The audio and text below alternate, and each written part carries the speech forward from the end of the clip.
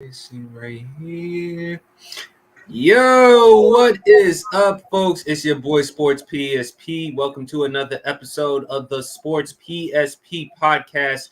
I'm here with two of my guys, BRF Sportsman. How you doing, my brother? I'm living good. I can't complain. Been a crazy week of work for me, but I'm here. We still kicking. Always appreciate the Man, opportunity to get on here with you fellas, man. I'm ready to get to business. I'm ready to get it going. always a pleasure having you on, man. And of course, I cannot do the Sports PSP podcast without my main man, undisputed world champ. Shout out to the greatest city of them all, Columbus, Georgia. Good food down there in Columbus, Georgia as well. How you doing, my brother? I'm good, man. Ready for Cinco de Mayo, man. Ready for Cinco de Mayo weekend. Everybody who's watching, man. Oh yes, we PSP, forgot that part. We yeah. forgot that part. PSP already got the jump on us. Hey, get you a nice drink, enjoy yourself, get you some nice tacos, burritos, whatever of your choosing, and enjoy this weekend. Not to mention Backlash, WWE Backlash is this weekend. AJ Styles versus Cody Rhodes is in the main event. Enjoy yourself this weekend, people. Absolutely. Also, enjoy yourselves with the NBA playoffs because we got some good matchups. Also, make sure everyone is having a blast on Cinco de Mayo. Just be with family, and not only that, next week, Mother's Day. Yes, So we indeed. got we got a big Yes, Mother's sir. Day weekend next weekend. So y'all do something for your mothers, whether go shopping, whatever the case may be. Take the mom out to brunch or whatever. Do whatever you got to do in order to support the ladies, especially the mothers out there, man. A lot of great mothers. Fellas, let's talk about the NBA playoffs. Breaking news. It was reported by ESPN's Adrian Wojnarowski, the Athletic Shams Charania. Darvin Ham is no longer the head coach for the Los Angeles Lakers. Champ, isn't all the staff or practically all the staff have been let go from the Lakers? Yes, sir. Yes, indeed. PSP. All of them got the boot. hmm I'm not surprised at all that Darvin Ham got fired. It seemed like he had to go because of the lack of coaching adjustments, things of that nature. Champ, you would know this well because you are a Lakers fan, even though you're from Columbus, Georgia, but you love yourself some Laker Nation. Um, what goes through your mind when you heard the news?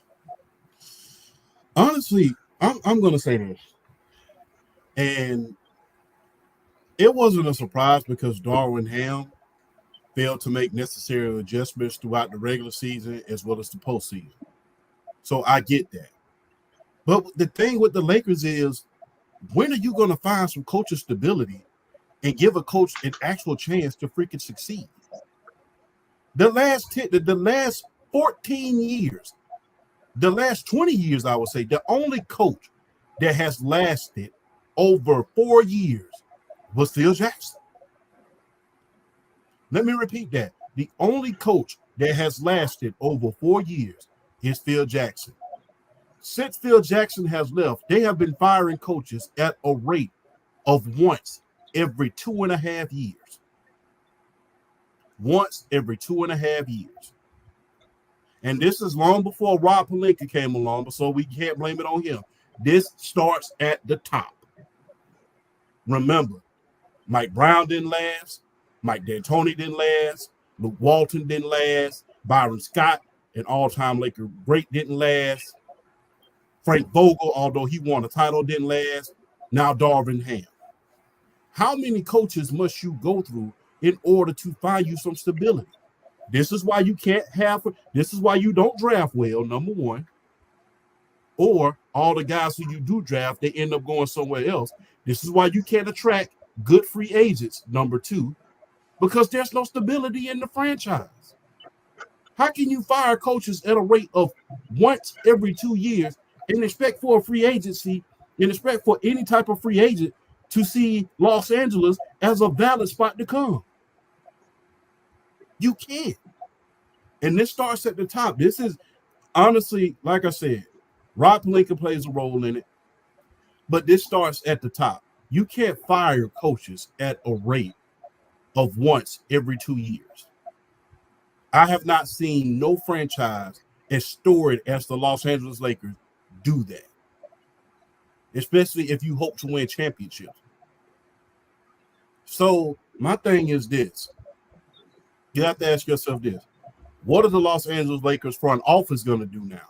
Because all the coaches are gone. All the scapegoats are gone. You can't blame the players. You have some of the two.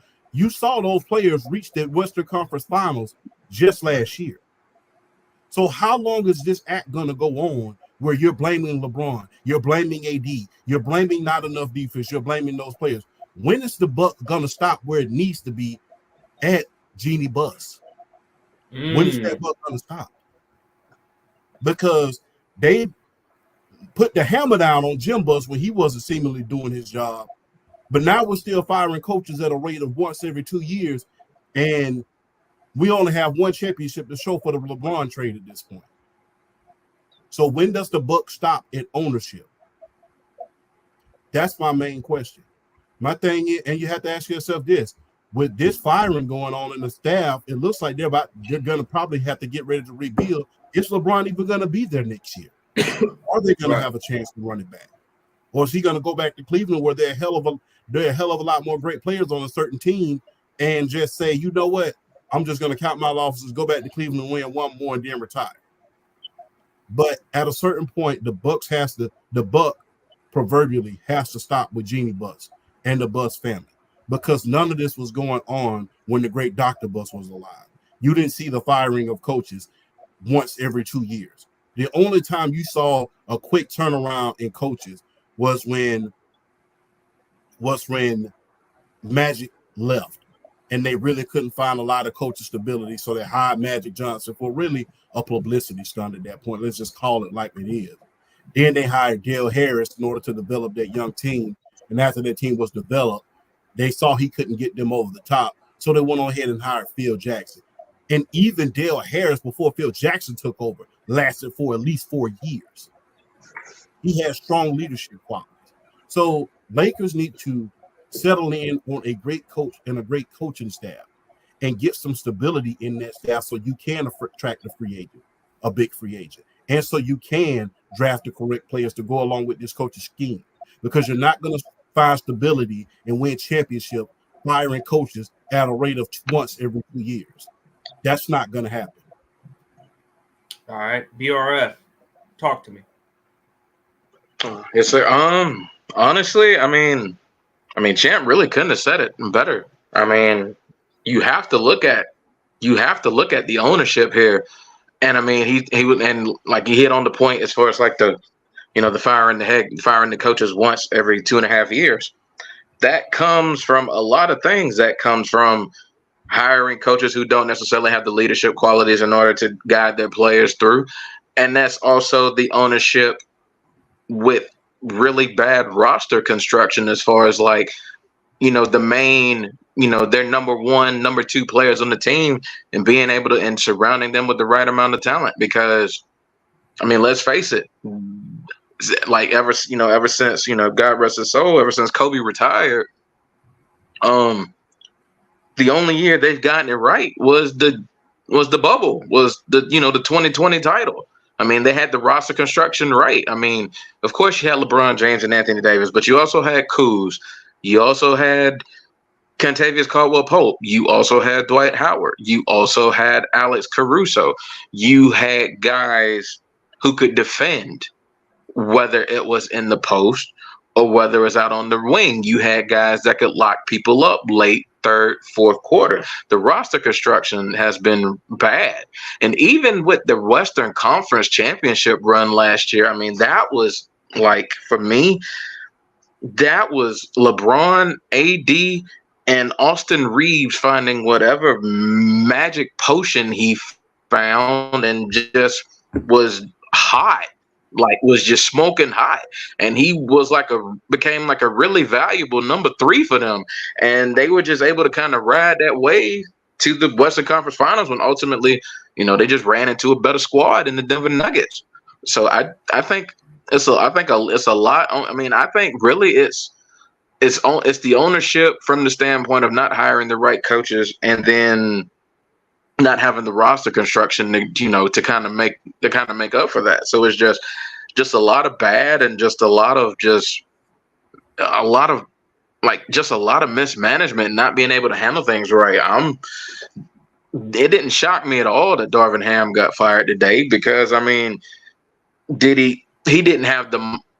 I mean, this was a team that got to the Western Conference Finals, but I felt some of that was kind of a lot of it was luck with matchups they had, and also just being able to kind of feed off, Austin Reeves just getting hot, being the number 3 for them. So I don't know. This move is not surprising, because I think it was just a lot of just teams recognizing what the Lakers were, attacking their weaknesses, knowing what to do, knowing Darvin Ham wasn't a good, second half coach as far as like being able to make adjustments, not being able to adapt when he needed to adapt when things weren't going his way, and it was just teams were just eating them late in the games, and this was not a shock. This wasn't a shock to me at all. My question is where do you go? Who do you hire? Because I'm starting to hear some Tyronn Lue rumors, and I'm saying, bro, don't do it. Don't go. Why would he go? If I'm Tyronn Lue, don't do it. To the Lakers? Why would he go from the Clippers to the Lakers? Because until the Clippers win a championship, it's still Lakers. Because until the Clippers win a championship, it's still Lakers Clippers. Until the Clippers win a title, it's still gonna be that. It doesn't matter what the Clippers do, like as far as having more success in the playoffs than the Lakers. Until they win a championship, it's Lakers here, Clippers here. They got to get it done first. And I mean, and that idea of Ty Lue having Braun and having Braun and AD, it's still that's an enticing way to go still. But if I'm him, I wouldn't do it. But I mean, you just never know what kind of money that the Lakers could throw his way. Because as soon as that happened, he was the first name I heard come out as far as the rumor mill was concerned. And the Lakers are still the Lakers, regardless of how good they are, how bad they are. They're gonna they can throw money at you because they're the Lakers. So my biggest question for them is where do they go from here? Like, who's gonna be willing to take that shot with that roster? Because honestly, I think that roster is a point of no return roster. They hit their ceiling last year, as far as I'm concerned. I don't think the roster they have is going to do anything. I think they need to blow it up myself, to be honest with you. I mean, yeah, that was like they really did. That's what I'm saying. They hit the ceiling last year. That was their peak. You're not going to get any better play out of this roster. I think honestly they need to blow that whole thing up, and just I think everybody should be on the table. You listen to offers. You see what you can get, and you kind of go from there as far as rebuilding that, because you're not going to get any faster. You're not going to get any farther with what you have on that team. Last year was just the height, and you're not going to get any better than that. This is not a championship roster. It's just not. Absolutely. Before I give my opinion, shout out to my man Grant in the building. Does a great job. I've seen him on Players' Choice. Does a great job debating football. Also, go check out his content regarding soccer. Knows his soccer, man. Grant, what were your thoughts when you heard the news that the Lakers decided to part ways with Darvin Ham? Before I forget, salute PSP, BRF, Undisputed. Good to be with you guys. Good to see you guys. Appreciate it, man. Yes, sir. The most thing I would say was more thing I was surprised of is how fast it went, because I thought what they were going to do was they were going to drag it out, and they were going to they immediately said, you know what, we're not doing this, we're parting ways, we're ending it. And now I think it's like, okay, now Darvin Ham's gone, so now what? That I think BRF kind of really said it. You're now in a situation with the Lakers where we don't know if LeBron's staying. The team is essentially all over the place in retrospect with like the players. And I think you're kind of now at a point where it's like, it's what, like, who's going to honestly take the job? I've been hearing people saying JJ Redick, Tyronn Lue. I mean, those would work, but like hypothetically, I feel like that's just going to be a temporary fix, because I don't know what you can do with the Lakers right now. Like, don't get me wrong. I just think the problem is, especially outside of LeBron and AD and maybe Austin Reeves on a general basis, the Lakers aren't that good. They scraped their way into this playoff. And the fact that if they had gotten swept, not only would it have been worse for them, but it would have been worse for LeBron and for AD. Now, I think with the team in general, I'm kind of like, I feel like there's so many things you could say, but you can put the blame on Ham. You can say all this stuff, but the thing I think that's most important is he wasn't accountable, bro. He wanted to say these other outside factors like injuries and this and other outside problems were affecting the team. While that may be the case, I think we all have to understand that you as a head coach on an NBA team, you have to understand sometimes you're not going to make the right choices. And so you got to at least hold yourself accountable in that regard. But I think at the end of the day, if you just throw the Ham overboard, but I feel like they have to – I think there's just more that they have to do, especially in the offseason. And I don't know if blowing it up is the best thing, but I think with the Lakers, I think you're gotten to a point where you might have to. So I don't know what you can do with this team now. Like, so let's just say hypothetically, LeBron don't pick up his option and he leaves. And essentiality, what more do you have on the team? Because you're going to still have to pay AD. You still got to pay. I think you still got to pay all. I don't know if you have to pay Reeves. You got to pay Hachi. You got to pay one of those guys. You should, at the end of the day, yeah, you should probably just blow it up because there's nothing else that you can do with this Laker team. And this Laker team, like, this is the first season, like, I'm going to be completely honest, that I've actually watched Laker basketball, like, every single game.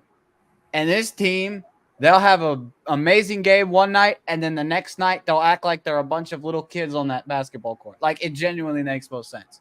So with Darvin Ham, it was high time for him to get on the road. But, you know, man, the Lakers are in a rough situation for the next few years because I essentially think they're going to have to blow it up. You have no choice but to blow it up. And I think for Jeanie Buss, and I like Jeanie Buss, she, even though it's not much to brag about, she obviously did a much better job than Jim Buss. Again, Stephen A. Smith said it best. Jim Buss, it's not that Jim Buss didn't know basketball. His ego got in the way. Mm-hmm. I'm reading an article here from NBC4 Los Angeles. Reports surfaced that Ham had lost the locker room with team officials and players pointing to the head coach's fluctuating rotations, poor game plans, lack of in-game adjustments, and defensive principles as to why the team struggled from mid-December to early February. And also, the Lakers will still owe him the remaining $10 million off of Ham's contract. And it was reported by The Athletic. According to The Athletic, during their 3 regular season losses to the Nuggets, players privately complained about the coaching staff not having them adequately prepared to stop Denver's late game offense. Here's why I look at it with Darvin Ham. Darvin Ham had to be let go because of the adjustments. I've heard him on Player's Choice. Shout out to Damo. I like Damo on Player's Choice. He's a really good dude. He said it best. Darvin scam. Like, I really don't like I don't like using the term Darvin scam, but hey, in this situation, it has to apply when it comes to you failing to make adjustments in the necessary rotations. How clueless can you honestly be as a head coach? And when you look at, it's disappointing because the Lakers, Anthony Davis, what has been a knock of Anthony Davis all throughout his career? Durability. How many games he played? 76? And he averaged around 24 and 12 and still proved he's still one of the elite players in the NBA. I don't want to hear any criticism with Anthony Davis. I thought throughout the playoffs against the Denver Nuggets, he did his best. No shame going up against Nikola Jokic. After all, I've said it before, he's the best player in the NBA, and he's going to win MVP. LeBron, what he's doing at 39 years old is damn near unprecedented to be this productive at year 21. What are you gonna do for the Lakers? It's about what are you gonna do for LeBron? Brian Windhorst of ESPN reported that LeBron James may opt into his contract, may test free agency. Could he possibly do that? The question is, who's willing to take LeBron James? And what if the Lakers try to entertain LeBron by picking up Bronny? Because Bronny has entered the NBA draft. If the Lakers pick him, does LeBron James want to finish his last couple of years in LA?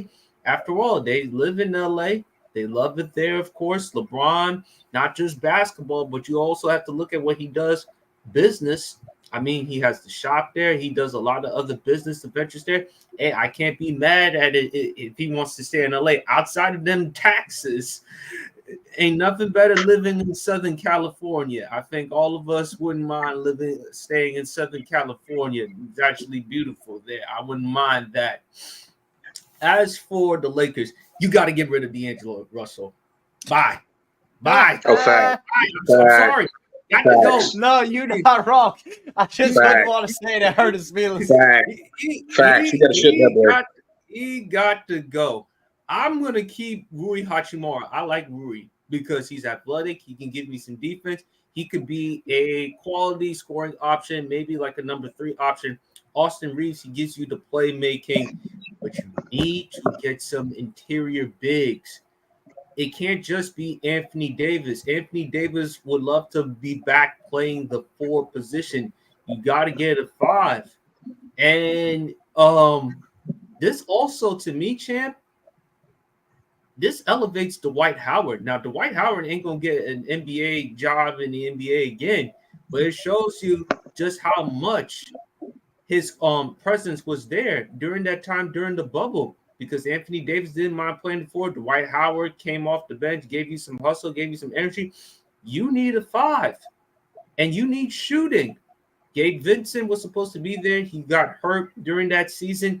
The question is, who's going to be the head coach? I heard Ty Lue. Yes, the experience of LeBron. They won a championship. They were better with him than as opposed to David Blatt. I don't know. JJ Redick, of course. JJ and LeBron, they have their podcasts. But how is JJ Redick going to actually be as a head coach? Because some people could look at this and say, is this LeBron? Is this LeBron's fault? It's not just the Bucks' fault. Is this LeBron's fault? Because people are looking at him as like a coach killer. So what should the Lakers do? Should they have to blow up the ship? And should they start with the draft process? But here's the thing, champ, and I've said this before. We've seen players, young players, Lonzo Ball, Julius Randle, Josh Hart, Brandon Ingram. We've seen other young players, even D'Angelo Russell, that have departed from the Lakers, gone somewhere else, and looked better. The Lakers, how are you going to find guys that can develop young players right out of the draft and can make them be all-stars? The problem is with the Lakers, they have the perception of championships. They're tied with the most championships with the Boston Celtics. How are they going to do that? Well, if I could interject real quick, look where the Boston Celtics were and look where they are now. They didn't have a championship for almost 25 years. They stunk in the 90s. They stunk it up in the 90s. Let's just be real about it. And even sometimes in the 2000s, they had to rely on certain players. And thank God that the East was as weak as it was back then, because guess what? Outside of Isaiah Thomas, after, Paul Pierce and the gang had left from that 2008 championship, they was pretty much relying on these young players. So the thing is, it took, and remember the stockpile of draft picks that the Celtics had. They were patient, and they went through the process. Now, if you know basketball like I know it, guess what? The Celtics had the most championships in league history. And guess what? They were patient with the process. And I hate to use that word. They were patient. They drafted well. They got the coaches where they need to be. They saw that Brad Stevens saw that he couldn't lead the team as well as he could do it. They went and got Ime Udoka. Unfortunately, he got in trouble for some things on off the court, and things of that nature. But they ended up trying to do a lot of things in order to make that team better. My problem with the Lakers has always been this. Stop waiting till next summer in order to address your roster. What do you mean by that, champ? This is what I mean. You got to start drafting these players and stop trying to revolve them around the next big free agents that's going to come in free agency. A Shaq does not come around that often. A LeBron doesn't come around that often. Those type of guys don't come around that often. How did you build your foundation in the 80s? And even in the 90s before Shaq? You did it with player development. You did it with coaching. And you did it by knowing who to draft and who to stay the hell away from. Now, you're going around for the last 10 years since Kobe Bryant has left, looking for the next big free agent that you can put on your team just to fill the stands. I understand LA loves a winner, but guess what? When you put yourself in position to lose, you might lose, unfortunately. So my thing is, Boston was patient with their process. They got players who they could use. Thankfully, the East was weak back then, but I digress. When it was time to move off those players with Kyrie, with Isaiah Thomas, with players like that, and let that young core come in and play, then guess what? They let those players develop during that time.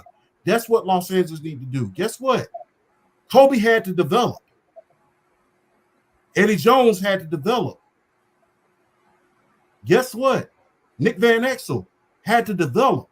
And even when Shaq got there, they didn't get put over the top until you got that big head coach in Phil Jackson that helped finish off the product. Because remember, Shaq was still putting up numbers, but that team, although they had 4 All-Stars, couldn't get past the Western Conference Finals.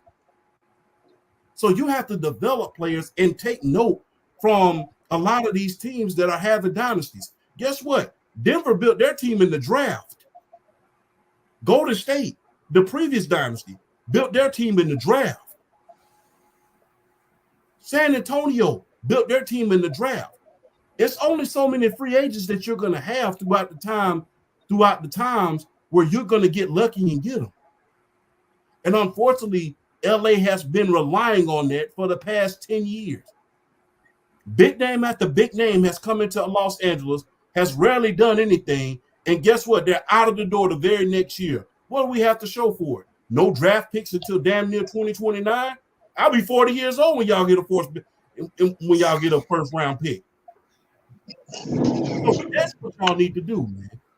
Stop looking for the quick fix in order to try to sell tickets real quick and do what a front office is supposed to do. Take note from the guy who helped build your championship team in Jerry West and how he helped build the Golden State Warriors. Take note from the Denver Nuggets on how they built the Nuggets and how they scouted and how they got players. When you notice a lot of these European players, guess what? You have to scout. That's where your scouting and everything comes in. LA's not doing a good job of doing that. You're just looking for the quick fix in order to get a championship. You're not going to luck your way into a championship this time. It's going to take some time in order to get you squared away.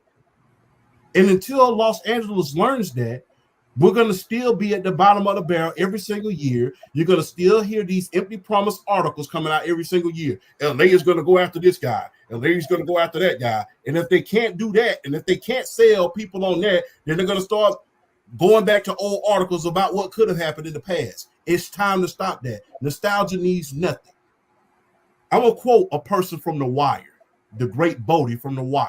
Y'all know what that show is. If you know, you know. Mm-hmm. The thing about the good old days is this just that, the good old days. But Champ, if you feel so passionate about the Lakers, why don't you fly your ass to LA and say, listen, I'll be the vice president, I'll be president of basketball operations. We got to develop a culture that's conducive to winning. and it's going to take us longer than anticipated. Because you see, look at it, champ. The Knicks. I live in Jersey. I don't like the Knicks like that, and they're actually building something. That should tell you something. Hey, the age of the super team has come to an end. The age of you getting that big free agent and you bringing them on that team and them flying you to a championship is pretty much at its end at this point. We've seen it twice over. We've seen it with Brooklyn. You just seen it with Phoenix. You've seen it all over. The age of the super team, of you making the quick fix, is pretty much over at this point. You need coaching, you need players, and you need players with chemistry. You're not just going to put a whole bunch of guys that can score on a team and they're going to take you to the NBA Finals. And, to my credit, in my defense, the reason why I didn't fly out in LA, I couldn't fit in the seat and coach. I'm just going to be real with you. Oh, Jesus. Oh, my God. Oh, God. All right. Speaking of the Phoenix Suns, let's talk about the Phoenix Suns. They got their asses swept by the Minnesota Timberwolves and Anthony Edwards. Now, no surprise, in my opinion, Anthony Edwards is once again showing you he is one of the ascending young guys in the NBA. I think if he can continue this level of play in the postseason, we're going to probably hear some conversations about him for the MVP in 2024, but that's a story for another day. I'm not surprised at all that the Phoenix Suns lost that series because the Minnesota Timberwolves, they're just too good. They outmatched the Phoenix Suns. They have size, they have physicality, they play defense, they play more like a team. Obviously, better coaching as well. Kevin Durant has shown since his departure from Golden State, he can't go anywhere else and win. Forget winning a championship or getting to the conference finals. He hasn't or getting to the finals. He hasn't gotten to the conference finals. And Phoenix, there wasn't really that much expectations, in my opinion, to begin with, just because they had the big three in Bradley Beal, Devin Booker, Kevin Durant. That still isn't enough. They lack depth. They lack defense. I think Kevin Durant, it wouldn't surprise me, he goes elsewhere and finds a way to compete for a championship. I'll let one of y'all go, whoever wants to go. What's next for Kevin Durant and also to Stephen A. Smith? According to Stephen A. Smith, Devin Booker wants to join the New York Knicks. He hasn't heard from Devin Booker specifically, but that's what he has heard, according to his sources. What are your thoughts about Devin Booker possibly going to the New York Knicks, as well as what should KD do? Well, my take is, what they're going to give up in order to get him. You're going to give up Julius Randle. Who are you willing to give up? And how much continuity is going to be on that team if you get a big-time scorer like Kevin Booker? That's my number one. Devin Booker. No, excuse me, Devin Booker. I don't know why I said Kevin. I'm thinking about Kevin Durant and all that other stuff. My bad. My mind is going faster than my mouth. I'm sorry. What are you going to give up? And how are you going to get there? That's number one. Number two is how Tom Thibodeau is going to use it. Are you going to overuse him? Tom Thibodeau is known for overusing players. I don't want to blame him for certain things, but we all know a certain injury happened because, you've been overusing players for a long period of time. So that's my second thing. As far as Kevin Durant is concerned, I'm going to say this. I'm not going to take the easy way out and say it's all his fault. If you really look at that Brooklyn team, there was a lot of availability issues with Kyrie Irving. When James Harden came into the team, he came in, was trying to force his way out of Houston using various tactics, and he wasn't at 100%. And soon after the first year, he was trying to build his way out of there. Then when you go to Phoenix, there's a lot of continuity issues and a lot of team chemistry issues. You have three big-time scorers. One is out for almost half the season in Bradley Beal. You have another preeminent scorer, but you don't have a point guard. You have no rim protection. You have no perimeter defense, and that's a recipe for disaster. Like I said, the age of just the super team, you just throwing guys together and expecting them to win a championship is over. And it's being proven time and time again. And unfortunately, it's been at the expense of Kevin Durant, to be honest with you. So, because the last couple teams that he's been on have been quote-unquote super teams, but yet, guess what? They haven't gotten anywhere. So, my thing is this. You have to build teams with continuity. You have to build teams the right way. You just can't throw guys together and think they're going to win a championship. And my thing is, these are a group of scorers. These are a group of scorers. I think Monty Williams would have did a better job with these group of guys, knowing how well they score, considering he's an offensive coach, than Frank Vogel, who is a defensive coach. Can't put a defensive coach in a ring with three huge big-time scorers, and one is not there for almost half a season. So that's my take on it. I don't know where Kevin Durant is going to be next year or where do you go from here. Not all of that is his fault, neither on the Nets or the Phoenix Suns at this point, because the thing is, a lot of players that he went to go play with wasn't available. You know, Kyrie wasn't available. James Harden wasn't available. When you look at this year, Bradley Beal wasn't available. Not a lot of chemistry. You don't have a point guard. You know, no perimeter defense. DeAndre Ayton is gone. No rim protection. Monty Williams is pretty much forced out. So there was nothing there at a certain point. So you have to ask yourself, what is the Phoenix Suns going to do? Because this entire roster right here is owed over $200 million next year. Almost $200 million next year. So you have to ask yourself, what are you going to do and do quick? Because guess what? All of these guys are tied up for the next couple of years.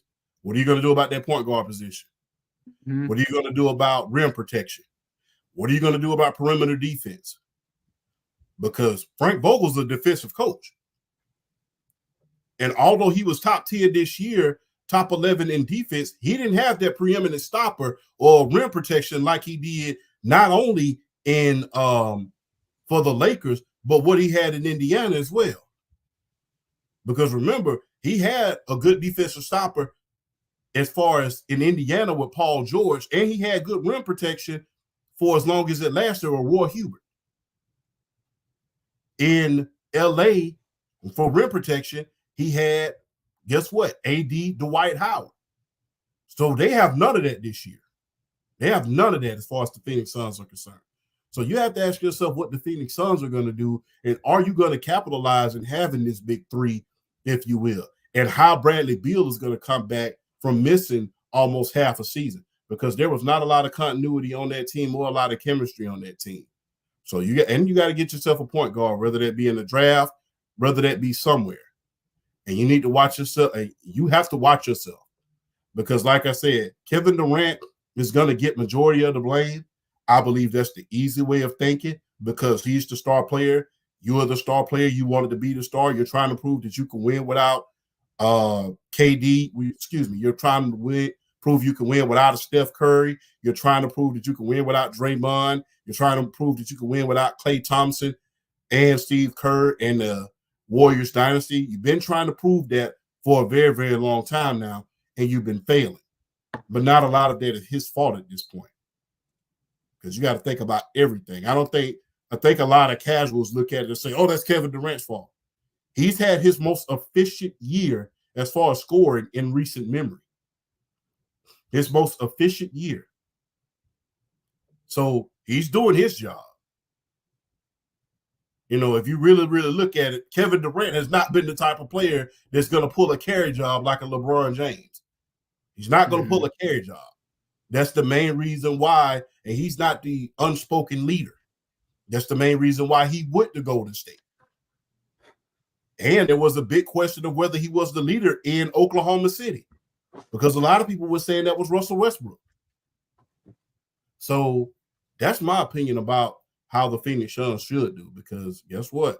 You don't have the personnel to match your coach. You just threw a bunch of scores together and hired a coach with an NBA championship and say, hey, lead us to a championship. And guess what? In the West right about now, in the West, with Jokic and a lot of those teams out there with a perimeter with great big men as far as Cat, Karl Anthony Towns, and Rudy Gobert with good rim protection, it's not that simple. These teams are built from top to bottom. Mm-hmm. They're built from top to bottom. You cannot take short. This is no longer the NBA where you can take shortcuts.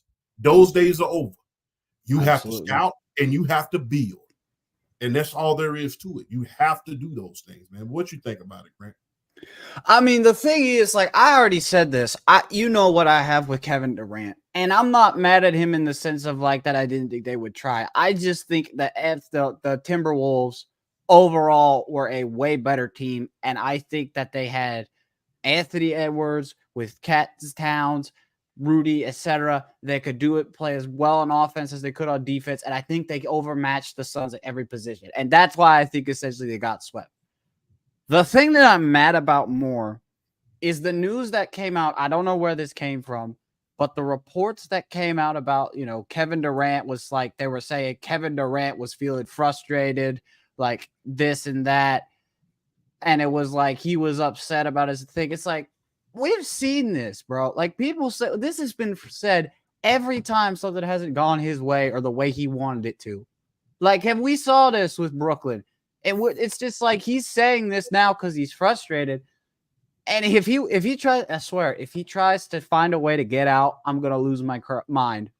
Because this is again another situation where it didn't go his way, and instead of trying to find a way to fix the problem and work at it, he wants to leave. That's not what. And plus, for the Suns anyway, the Suns are cooked. They spent so much of their capital investing into this big squad with KD, Booker, and Bradley Beal. And now they're in a place where you have to ask yourself, what essentially do the Suns have left? Like, if Devin Booker leaves to go to New York, and if they have KD finds a way, some miracle to get out of Phoenix, they're done. They have nothing because then they wasted all that investment for nothing. And what I find more unfortunate about it is just like Phoenix was in a situation where I think they were wanting to win now. So they decided to splurge everything they have to have like a last ditch effort to go full force into the season. And they got swept by a Minnesota team that was just better than them in general. So I'm not like in the sense of with KD, if he leaves, I'm going to be mad at him because I think he should stay and try to run through it. Because let's be honest, KD's what, 36, 37? Mm-hmm. Hypothetically, how much longer do you think he's going to have? I don't think there's a lot of teams that are going to go out there and try to.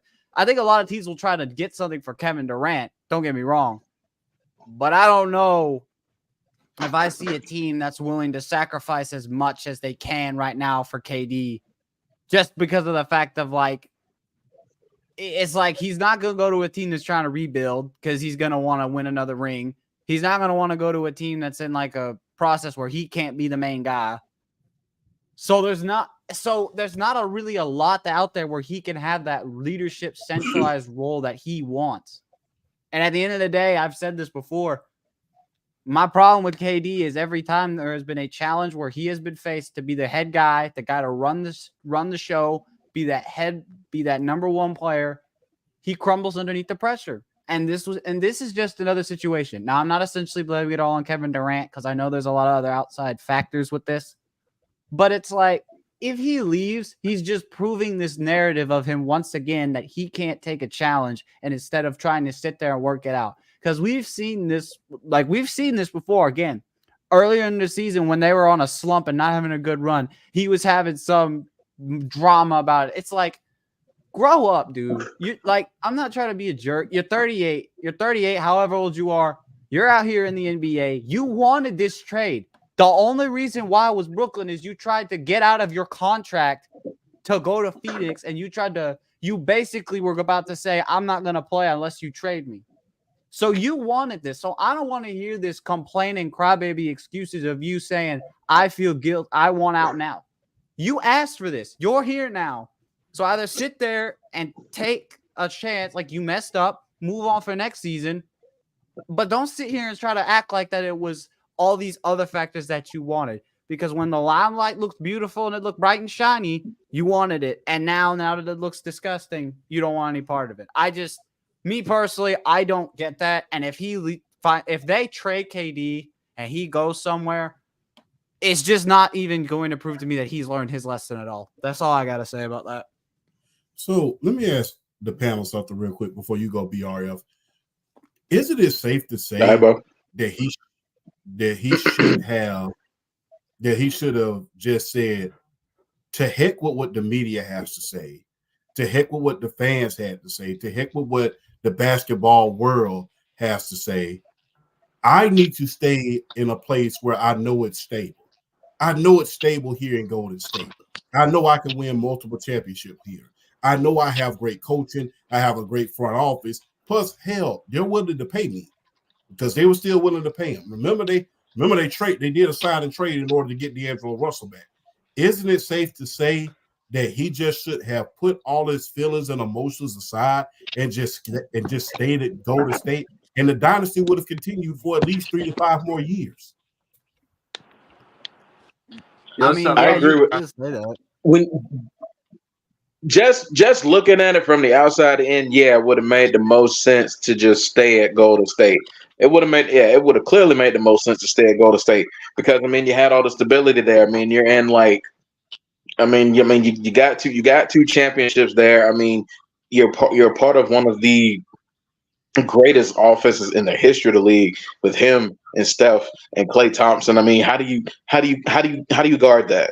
How do you guard that? Because it's like they flowed together. It's like they flowed together so perfectly with how they ran that offense. Steph, even though Steph being the point guard, not being a traditional point guard, being able to play off ball, being able to catch and shoot. Klay being the catch and shoot god, and then KD being that guy,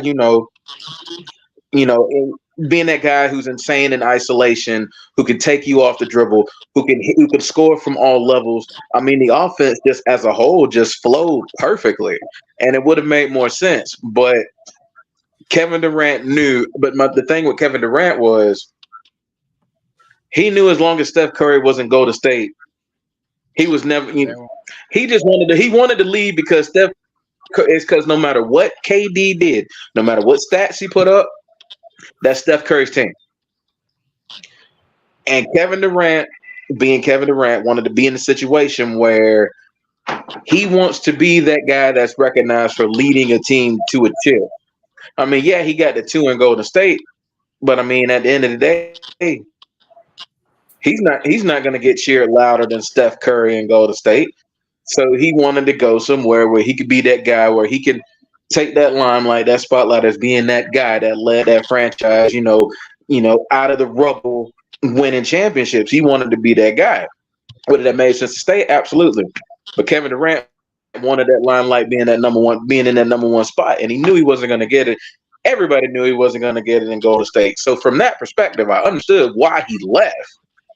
But the teams he's gone to since have just tried to go ultra offense, and that was one of the things I've gotten to debates about it with some people on TikTok. Is like, I get the whole thing where people are saying, it's all about offense. It's all about offense.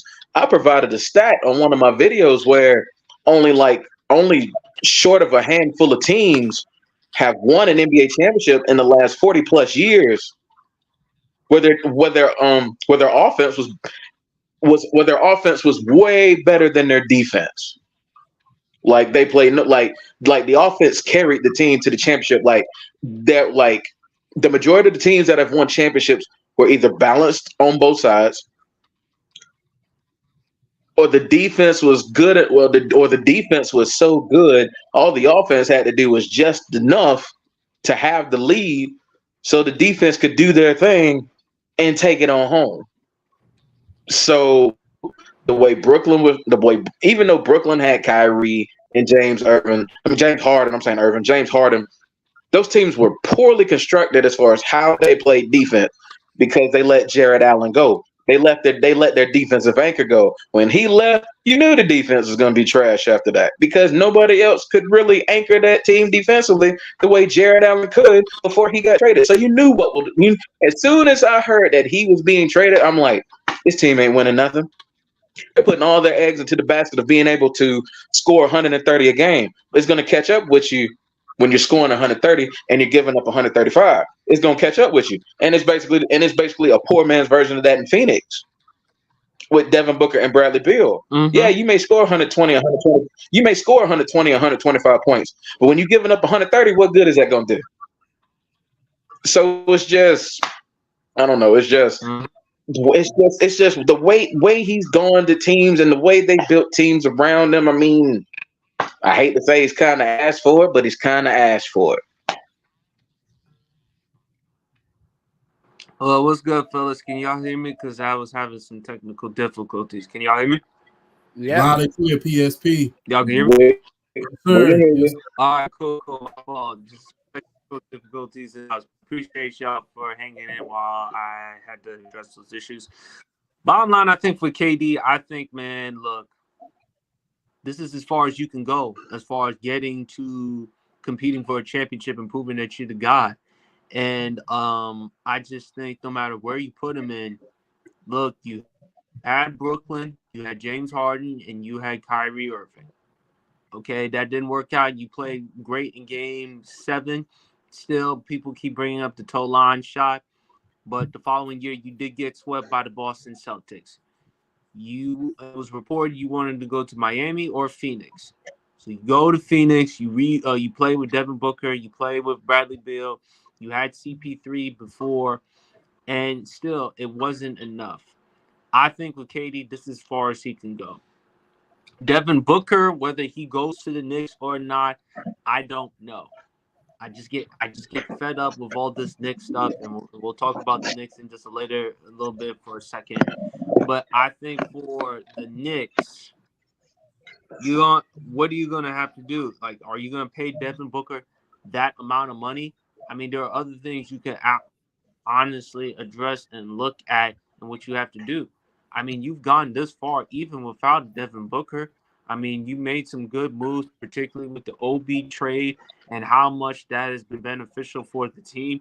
Thibodeau has done a good job. Leon Rose has actually done a fantastic job as far as being an executive. So I don't know with the Phoenix Suns. I feel bad for Frank Vogel, even though people may say he's not he's not a good enough coach.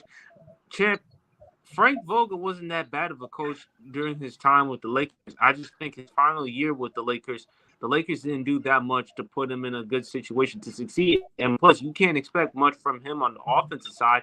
That's not his specialty. What he's known for is what he does defense, going back to Indiana.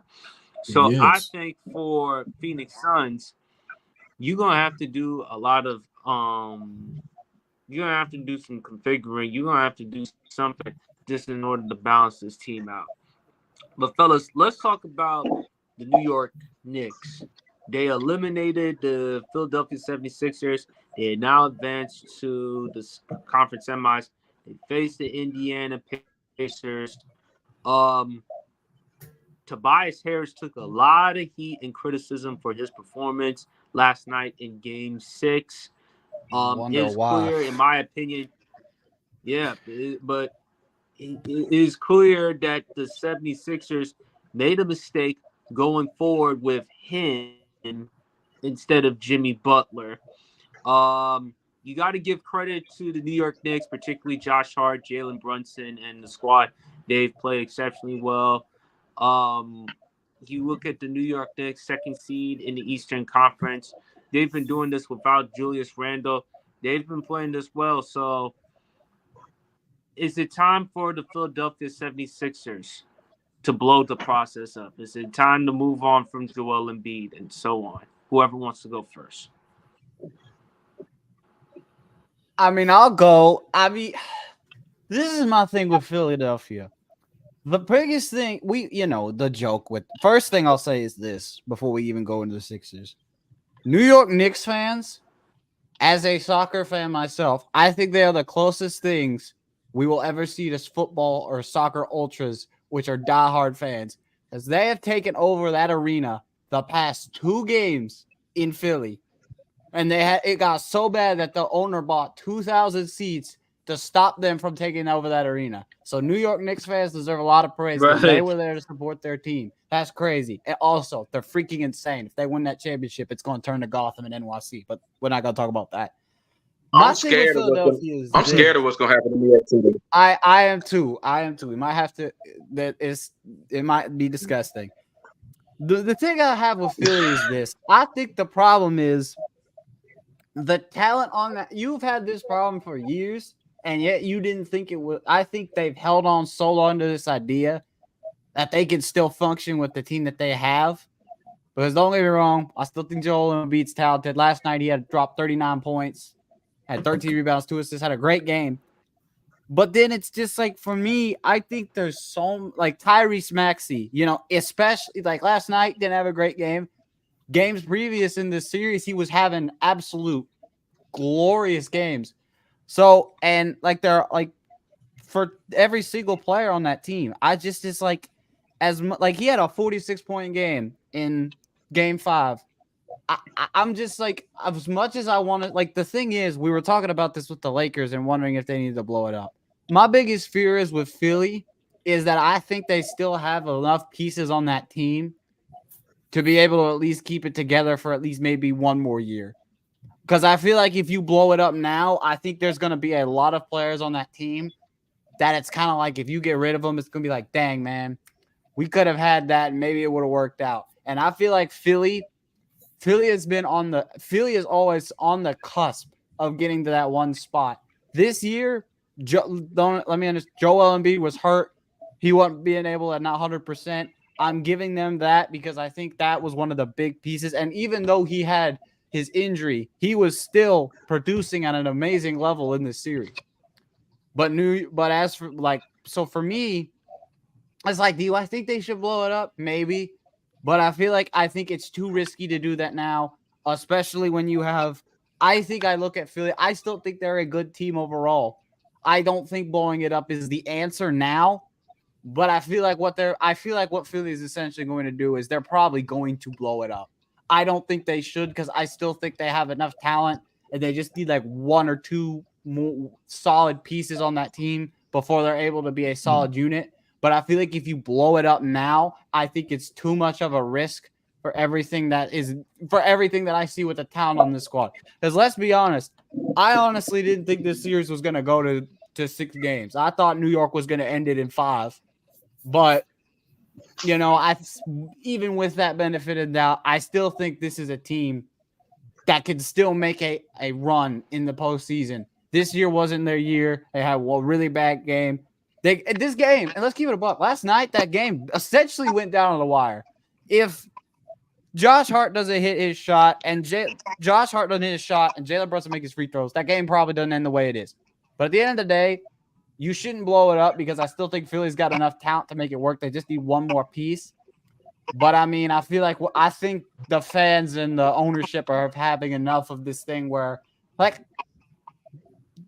Joel Embiid is the only one of the only NBA MVPs that ever played in the conference finals. Like, that's still crazy to me.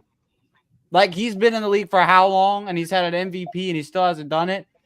And as much as I feel like with all those negatives, it's like, again, I keep repeating myself, but this is kind of the point.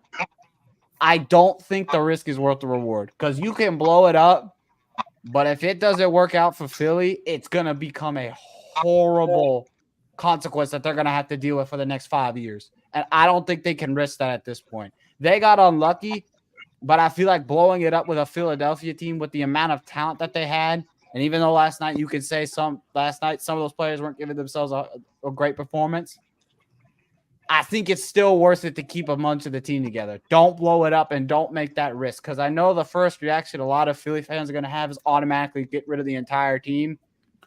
I just don't see the point in a team that has so much talent and opportunity to actually make something work out this season. They just got unlucky. That's really all it was. So I really hope they don't blow it up because I think it would be a huge mistake for the 76ers and it would set them back drastically with what they could be doing in the next few years. All right, champ. Honestly, man, I think they should give it another try next year. Joel Embiid, I don't think he was ever 100. After he got hurt, after going crazy at the beginning of the year, because he was having one of the most historic seasons of any center in history. He was putting up Wilt type numbers. He was on pace to score almost over 3,000 points. Something we haven't seen since Jordan. So he was being put in hella position in order to do some great things. Then you had the injury. Not to mention, I don't think people understand the severity of Bell's palsy. That is serious. Yeah, that's that is serious. And my thing is, I don't even know how he was playing with that. Granted, it's a minor case, but that's no joke. So he was never fully healthy this season. Gratefully, a lot of the other players stepped up. Tyrese Maxey had a lot of great moments. I still think they made a huge mistake. I'm going to piggyback on you, Grant. And they should have taken Jimmy Butler over Tobias Harris when they had it in free agency. But I digress at this point.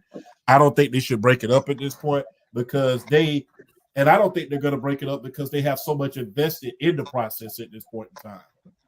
They have so much invested at this point in time, I don't even think they're going to even consider it. Because the thing is, the way they look at it, hey, it's selling tickets, the process is still going, and we can finish the process if we get a certain player in free agency or we draft a certain player in order to add value to the team. So I don't think they're going to blow it up. I don't even think they're going to even consider it because the thing is, you getting rid of a big like a Joel Embiid right now in this league right now with Jokic, with Cat, with Rudy Gobert, and a lot of the great bigs in this league, that's going to set you back more than 10 years. Remember what happened to the Orlando Magic. Let me say that again. That's going to set you back almost 10 years. Remember what happened with the Orlando Magic, not once, but twice. Once when they got rid of Shaq, and the second time when Dwight left, it came to the Lakers. So you get rid of Embiid, trying to trade him and say, we're going to blow it up, we're going to restart. Be careful with that assessment. Things aren't always what they seem. And you don't have another player of like, let's say, a Kobe caliber player to say, okay, here's who we're going to build around. So you don't have that type of player at this point in time. So the thing is, you need to take your time and think about what you need to either add to this roster, what you need to subtract from this roster, or who do you need to draft in order to be an asset or utility player to this roster. Because you getting rid of Embiid and trying to blow it up, I don't think that is the answer at all. Because that's going to set you back 10 to 15 years at this point in time. And and it'll be a dad blame shame for Embiid to go somewhere else and win a championship. That will be Philadelphia's worst nightmare. Absolutely. Thank God, folks. I'm back on PC. Damn technical difficulties in South Orange, New Jersey. Worst place in the B as far as technical difficulties, but BRF. Before y'all go real quick, two things. Sports update. Orlando just forced Game 7 versus the Cavs. So they're going to Donovan. Hold up. I'll pull up the stats for y'all tonight. So this was it went the final score, Mavs Magic 103, Cavaliers 96. Donovan Mitchell had a 50 bomb tonight. Franz Wagner had 26, Banchero had 27, Suggs had 22. So they just forced a Game 7, and they're gonna go ahead. They're gonna go play the Cavs in Cleveland to play the Celtics. So just thought I'd let y'all know that, but my apologies. Go ahead. No, that's all good, Grant. I appreciate that. And BRF, do you think that the Philadelphia 76ers, should they end the process? I don't think they should break it up, but I will say this. they have a 1 year window with this roster. And I feel like with the way the competition is starting to kind of formulate in the East, them winning the championship with a roster for the 2024-25 season, it's going to be hard. I mean, regardless of what's going on, I mean, let's just throw it out there. Regardless of what happened this season, you got Boston, you're going to have Milwaukee, you got Indiana, who put up 47 wins out of nowhere. You got the Knicks, who, in my opinion, are Eastern Conference championship contender, whether people want to hear it or not. They're an Eastern Conference title contender. And like and these two teams that are about to play in the Game 7 that are on the come up, you got Cleveland and you got Orlando. The competition is starting to form up in the Eastern Conference, so it's going to be really, really hard to say for Philly to be like, oh, we're gonna keep this team together. We're gonna see what we got. But I think that's really the best route they should go, because I just feel like you don't really gain anything breaking them up yet. I mean, honestly, I think real fans kind of knew. Exactly. I think real fans kind of knew when they decided to go Tobias Harris over Jimmy Butler. I think we all kind of looked at that like, what the hell are you doing? I mean, like, like Tobias Harris over what? Like, what are you doing? I think we all kind of knew that from the jump. Like, I didn't know what they were thinking with that move. I didn't know what they were thinking. And you see it. Jimmy Butler has taken the Miami Heat to 2 NBA finals since. I mean, you see it. So yeah, from that perspective, they definitely screwed the pooch on that one. But I still feel like they got enough roster on that talent. I think they can give it one more run. Like I was saying, my biggest problem isn't the roster. This was starting to formulate in the Eastern Conference in the form of teams on the come up, giving them competition, making it that much harder for them to go and win a championship. I just don't think you break it up yet. I think you got to give it one more shot just to see what Embiid and what Maxey, just to see what they can do as just kind of this 2-man power show that they got running up there in Philly. You kind of got to see what they got. I just trying to look at it, trying to figure out what they need to do to formulate as far as like making that roster better. I'm not sure. I kind of like when I get a chance, I want to look at the roster and what they have, seeing who's going to be available, just to see what moves they could possibly make to kind of improve it a little bit. But I wouldn't break. I think they got a 1 year window with this roster, but I think they should give it 2024. I think it's time for them to blow it up. I think with Joel Embiid, man, as great as he is in the regular season, we've seen postseason. He's been hurt. He's been injured. And on top of that, man, I just think with Joel Embiid, this is as far as he can go. As Casual always says, shout out to Casual. He said, we've seen enough body of work with Joel Embiid. This is as far as he can go. Tobias Harris, I don't understand why they paid him that much money to be that guy. It really doesn't make sense. Nick Nurse, to his credit, I think he did a really good job coaching this team, especially without Joel Embiid. When I look at the Philadelphia 76ers, I think it's time to move on, head into a different direction, and I think it's done. I mean, Joel Embiid, will he ever stay healthy? I think this is as far as you can get from Joel Embiid. He's going to give you greatness in the regular season. He's definitely going to be in the conversation for the MVP. But I just think him as the number one option on a championship team, no, because I don't trust his durability in the long term. And if you still think Joel Embiid's that guy, I do think he's going to have to drop some weight to take some punishment off his joints, off his back, because now he just turned 30 years old. So if he wants to continue to play, how many years do you see Joel Embiid lasting in the NBA? 5-6 more years at least, iffy at best. Probably 5. If we're 6, if you're lucky. 5 at his level. Right, because again, when healthy, he's still one of the elite big men in the game, but his durability, that still scares you. Maxey, I love what I've seen from Maxey. Shout outs to Tyrese Maxey, deserving of Most Improved Player of the Year. But what about the other young guys? You gotta have to get some other players around in order for the 76ers. So to me, I wouldn't mind if they ended because we've seen them with Brett Brown. Okay, he wasn't the type of guy to coach. I mean, to trust the process with Ben Simmons and Joel Embiid, that didn't work out. They only got into the conference semifinals. They've had multiple opportunities to go far. The Toronto series, okay, Kawhi Leonard hitting the miracle shot in Game 7, and then the Atlanta series in which Ben Simmons that was a disastrous, and then Joel Embiid with the meniscus tear, and then of course Doc Rivers.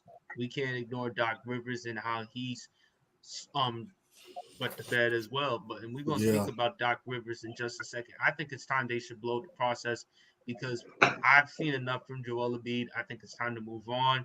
I think this is as far as he can go. I don't trust his durability moving forward. And if he's going to last longer in the NBA, he's going to have to drop some weight in order to take pressure off his joints, his knees, his back, his feet. And, for big guys, that's a lot of punishment that they're taking. So I'm the 76ers. I should just try to move on. But speaking of Doc Rivers, how many more opportunities can this head coach get? I like Doc. But the man hasn't been to a conference final since the lockout season. We know he's blown multiple 3-3-1 leads, multiple 3-3-2 leads. You've been with the Celtics. You've been with the Clippers with the big three with DeAndre Jordan, Blake Griffin, Chris Paul. Then you had Kawhi Leonard and Paul George the 1 year in the bubble in which you had the 3-3-1 lead, 3-1 lead against the Denver Nuggets. And he didn't do what you were supposed to do in order to win that series in Denver in advance. And the following year, we saw Ty Lue took over and got them to the conference finals. Mind you, that was when Kawhi Leonard got hurt during that series against Utah. You come into the Philadelphia Sixers, okay, you help out Joel Embiid, you help out Ben Simmons. You got the most out of Joel Embiid as far as with production, but you were supposed to help out Ben Simmons, improve his game, improve his jump shot. I thought Doc Rivers, I'm sorry, man, he's outdated. He's outdated, and I think it's best that he is best a colleague on ESPN. How many more opportunities can you get? And then you took over for the Milwaukee Bucks when they were the second team in the Eastern Conference at the time with Adrian Griffin. They had a 30-13 record. Okay, they had Giannis and Dame. They got Damian Lillard in the trade. And Damian Lillard was playing outstanding in the first half against the Pacers in Game 1. They won Game 1. And then Games 2, 3, and 4, they lost. They won Game 5. And then Game 6, they lost in Indiana. I'm sorry, man. Doc Rivers is just outdated. Yes, I understand Giannis and Antetokounmpo did not play in that series. That definitely played a factor. We can't disregard that. But if I'm Doc Rivers, man, how many more opportunities can you get? To Champ's point, what is it, like Lenny Wilkins? How many more chances can you get, man? I mean, shit. You getting like mad opportunities. I mean, damn, man. So I just think it's time for I don't know, man. What's your thoughts about Doc Rivers? I mean, go ahead, Grant. I'm sorry. No, I mean, I knew this was gonna happen. Like, I'm keeping it a buck. This was the dumbest move the Bucks could have done. I look at the Adrian Griffin firing. I didn't get it at first, but now looking back on it, I kind of have some mild little bit of understanding. But bringing in Doc Rivers, when they announced the move, I thought it was a joke. I've said it on this platform. I thought this was a joke. Like, I didn't think that they were actually going to go through with bringing in a man who in his career, like you said, it's supposed to be BSP, hadn't made the conference final since the lockout period. And we're sitting here like we're surprised. Now I get it. Giannis was hurt. Dame, they hadn't have Giannis and Dame in Game 5. They had Chris Middleton was balling in some of these games. Like He Chris was. Middleton dropping 40 points is the craziest moment of 2024. Like, let's just keep it a buck. I'm more mad at the fact that people are gonna. I don't think you can say that this is a majority of Doc Rivers' fault. But as soon as Giannis wasn't playing, and as soon as they said the night before Giannis and Dame were out, I knew it was over. Like you can have Chris Middleton and Pat Bev like drop a 50 points, and there's not going to be able to survive because without Giannis, because the whole reason that team was functioning like it was at the beginning of the season was because Giannis and Dame were there being able to be consistent. The problem, I think Doc is going to catch the fire for it. And I get it because especially even when they were healthy at the later half of the season, the Bucks were on a downhill trend that didn't look anything for what we thought. Because keep it up, I've said this before. When the Dame trade was announced, everyone had a lot of people, including their mother, had the Bucks being the favorites for the East. And we saw how this season played out. And if we went back and thought to ourselves now, we would all look stupid. We wouldn't have expected the Bucks to hit this downfall. I blame Doc Rivers for a little bit of it because I still don't think Doc Rivers can coach in a league like this that's changed as much as it has. Because I don't think I think he's still trying to use the same old tactics and stuff that he's more comfortable with. When let's keep it a buck, I don't think he knows what he's doing. But I think at the end of the day, are we even surprised? I didn't think the Bucks were going to survive anyway. Once they said Giannis wasn't playing, I knew it was over. So at the end of the day, I think Doc Rivers, I don't think they're going to fire him because I don't feel like that they would. I think they're going to give him another year, which is unfortunate, but I mean, you can't fire the dude after like half a season. Like, I think that would make their situation even worse. But I think for me, it kind of stinks more for Giannis because I said this last week.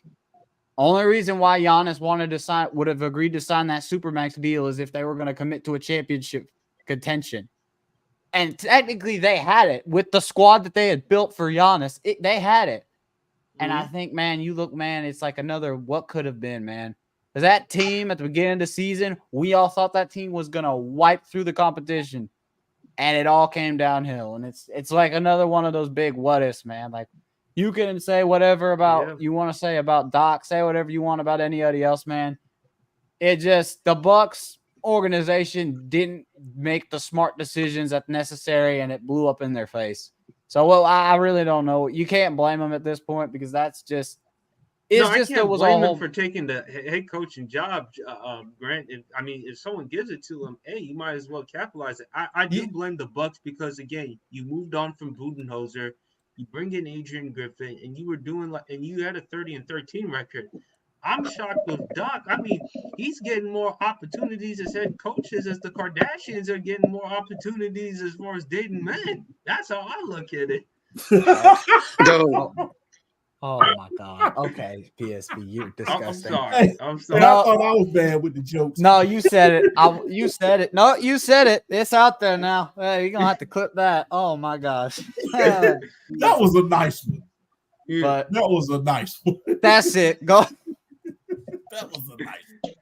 BRF. How the hell am I supposed to follow that? How the hell am I supposed to follow that? Kardashians are getting more men out there. I mean, Kim Kardashian dating, Khloe Kardashian dating. Why do you think Devin Booker ever? Kardashian dating. That's how I look at with Doc Rivers. He's getting opportunities like crazy. Damn. How? Okay. Okay. Well, to attempt to follow that last comment by my boy PSP. All right. Here we go. I'm gonna give it a shot. Let me rein this back in. Okay. Now to piggyback off of something you said, Grant, why they can't fire him after half a season? They fired Adrian Griffin after 43 games. Why they can't fire Doc after half a season? What? Because it's Doc. I mean, that's how I feel about it. I mean, where did he get you at the end of the day? He got you out. Yeah, okay. Doc Rivers is a bigger name than Adrian Griffin. He got you put out in 6 games in the first round. Did no good. If they want to get rid of him, I'd have no problem with it. Go a younger coach, more energetic coach. I don't see why not. Honestly, for that squad, I think it would make more sense. Even with a guy like Giannis, with a guy like Dame, who are veterans in the league. I think a younger, energetic coach would fit them way better than Doc Rivers would at this point. They need a spark. They need something. They need something in Milwaukee. And honestly, it ain't Doc. You're only keeping Doc for the name brand, for the name value and all that. And even still, he's arguably the most overrated coach in the history of sports. I was convinced by some people on TikTok and IG, a couple years back, he is the most overrated coach in the history of sports. And I can't disagree with that point, because I mean, he's still piggybacking and living off of that one championship he won in Boston, and people are just like, okay, we got the roster, we bring in Doc, he's gonna find that magic, and they don't find it, and then the next team try to say the same thing. You know what I'm saying? Like, well, who was it? Okay, it ran out in Boston. Okay, then the Clippers tried it, got close, didn't work. And then the 76ers tried it. It didn't work. I mean, it's like, what do you do at this point? I don't think they're going to fire. I don't think they are going to fire him. I think they're going to give him 2024. But if it was me, I would get him out and I would get somebody younger, because at this point, you were brought in to be able to add your veteran presence, I mean, you can still talk to these players. You still have an ability to talk to these players. It's just that I don't. His scheme, yeah, like what PSP was saying, like his scheme is just, it's not this NBA. His scheme is not this NBA. I mean, he's still in kind of like that, that offense, more half court based, just simple basic. It's not what the league is based on nowadays. I mean, the league is based on more transition. It's like motion offense, switches, being more athletic, on defense, and being able to guard multiple people, being able to guard multiple positions and everything in the league nowadays. And I don't know, man. Doc as a coach, just he don't do it for me anymore as a coach. So if Milwaukee wanted to get rid of him and go younger at the head coaching spot, I'd have no problem with it. Do I think they're going to do it? Probably not, just from the standpoint they didn't have Giannis in this first round. And I think they're going to look at that and be like, okay, maybe if we have a fully healthy squad, give Doc a full year, let's see where it goes. But I don't trust Doc Rivers. That's my opinion. I don't think he should stay, but I think they're going to. I think they're going to keep him. I don't think he should stay, but they're going to keep him. Big Champ, talk to me. Whoo, man! I had to go off the air for a second because I'm still over here laughing. He's gotten more jobs than the Kardashians have gotten men. The fact that I kept a straight face for my whole segment, being able to follow that, I don't know anymore. I don't know. Hey, I love it. I love it, man. I love it. But let me get back into professional mode. I will say this though, man.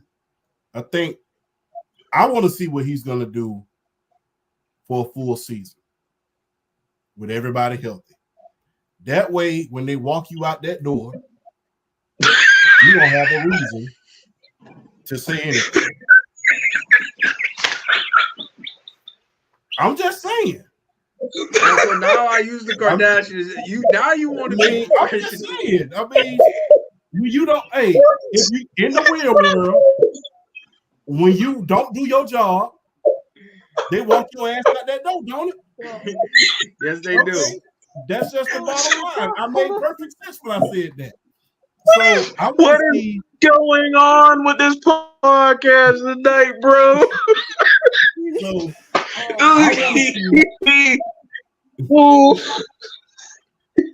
So I want to see what Doc is going to do with everybody else. So my thing is, you have to give him a full season. You may not want to, but you have to, in order to see what is he going to do with this roster under his tutelage. They don't have the same scheme in effect for the entire season. And how's he going to use Giannis and everybody for an entire season? It's very difficult coming into a team in the middle of the season and knowing that, you know, you only got half a season, especially with a team of this much expectation, especially this team. You know, we saw that happen with the great Mike D'Antoni when he came in for the Lakers with that team, with that super team, with them, Kobe, and Nash in the middle of the season. It doesn't work out. And unfortunately for him, they walked him out the door the very next year because he didn't do nothing. So, and that's unfortunate as well. But guess what? They had to give him a year or two in order to see what you're going to do with this entire roster under your tutelage and under your watchful eye. As far as Doc Rivers is concerned, I've been on the record saying this plenty of times. He is the modern-day version of Lenny Wilkens. He is living off of that championship that he got with the Boston Celtics, who was not only a storied franchise, who was on a drought for almost 25 years without a title, but you have to think about those veterans who were on that team. KG, Ray Allen, Kendrick Perkins, not to mention the great Paul Pierce. Those guys were hungry for a championship. Those guys were hungry. They had been in the pits of obscurity on other teams. They have been on other teams that were in the conference finals but were close, but just on the cusp, you know, close but not just there. They had been there. And it's just like the only thing that they were lacking is that other superstar, in their case, two superstars that was going to help them get there. But as far as Doc is concerned, much like Lenny Wilkens, you had many great teams. You've had many great superstars. You've had Tracy McGrady. You've had Lob City. I mean, 3 All-Stars. And let's not forget the utility players that they had with, you know, Matt Barnes, just to name a few. Then Jamal Crawford. Jamal Crawford as well. Shout out to the great Jamal Crawford, future Hall of Famer. Shout out. Then, not only that, you get Kawhi, Paul George. You do nothing. Then you go to Philadelphia. And they trust you with the process. And that process should have been processed meat because guess what? It didn't go far. So my thing is this. You've been entrusted, much like Lenny Wilkens, with a lot of great teams, and you've done nothing with them. Remember Lenny Wilkens after, you know, that 79 team, he had the Cleveland Cavaliers. He had that team. Then, as you already know, BRF, he had the Atlanta Hawks. Then he had another great team. Didn't do anything. Didn't even get to a conference finals. So those two are in the same conversation. They literally built their career off of one championship with a bunch of veterans, and then for the rest of the time, you couldn't do anything. So with Doc, people need to stop giving him the benefit of the doubt, especially if he doesn't do anything with this roster here. You have arguably one of the best two-way power forwards in today's game. You have Damian Lillard. You have Chris Middleton. This is the most star power that you have had on a team since that Boston team. So you need to get it together because, like I said, I want to give you a year to see what you're going to do, how many adjustments that you're going to make. What are you going to do with this superstar in your hands? This is the biggest star. No disrespect to none of the other guys he had. Giannis is arguably the biggest star that Doc Rivers has had. He's already a champion. He's a 2-time MVP. I don't think it's arguable. So this is arguably the greatest superstar you have ever had.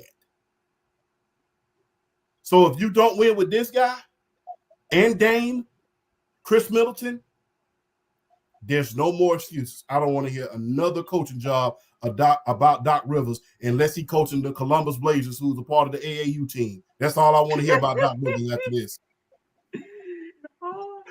Doc Rivers better learn Chinese. Yes, bro. Send him. Send him with. How about this? Send him for D'Lo to Shanghai, and then we're satisfied. That's how that's going to work. Even though this is primarily a sports podcast, we don't mind talking about entertainment, about other boy. Stuff.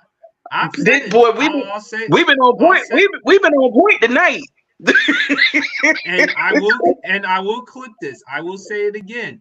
Doc Rivers has got more opportunities as a head coach than the Kardashians have dated Ben. That's all I need to say. Because I'm sorry. It's just out there, man. I mean, Kim's dating other men. I mean, Kim went from Ray J to Pete Davidson and the Kanye and all this other stuff. Now and the Chloe, Kendall Jenner. I mean, how many more opportunities have this dude has gotten, man? I'm sorry. Now, I guess I'll say this and throw a little zinger in there. I tell you what, boy. This is I'll go as far as saying this is probably Doc's best roster on paper since those Lob City days. So I'm gonna say this much: if he don't at least get to the conference finals with this roster, we might be hearing Doc starting to say "ni hao" as far as like having to go coach China. I'm telling you what, because this gonna be there. I think this is his last shot with an already built championship contending roster. This is his last shot. If he don't do it with this, that's it. That's a wrap. Because I'm not giving him I don't want to give him the benefit of the doubt, but I feel like Giannis is one of those game-changing players where it's like it doesn't matter who your coach is with a player like him. It doesn't matter who your coach is. I mean, God rest. I mean, I love Mike Budenholzer as a coach. Don't get me wrong. I mean, what he did for our Hawks, that 2015 squad. Yeah. Hey, number love for the man. I mean, that he got 60 wins out of that roster. I got number love for the man. But bro, Giannis is just one of those game-changing players where it doesn't matter who the coach is. Giannis got that man a championship. So that just tells you how good of a player Giannis Antetokounmpo is. So if Doc ain't ran with this, he just no more chance, no more good teams for this man if he can't win with this. That's it. That's about it. Let's talk about a great matchup in the West: Denver Nuggets, Minnesota Timberwolves. This is an exciting series that I want to see because I want to see the matchups between Jaden McDaniels guarding whoever, whether if it's Jamal Murray or Michael Porter Jr., Anthony Edwards, who's going to guard him, whether if it's going to be Kentavious Caldwell-Pope. Of course, Jokic is going to do Jokic things. I think Denver should win this series by at least 5 or 6. I'm going to probably give it 6 because of how good Minnesota is defensively. I think the X factor for me in that series is for Denver, Kentavious Caldwell-Pope, how well he does as far as his three-point shooting and his defense, and Jaden McDaniels.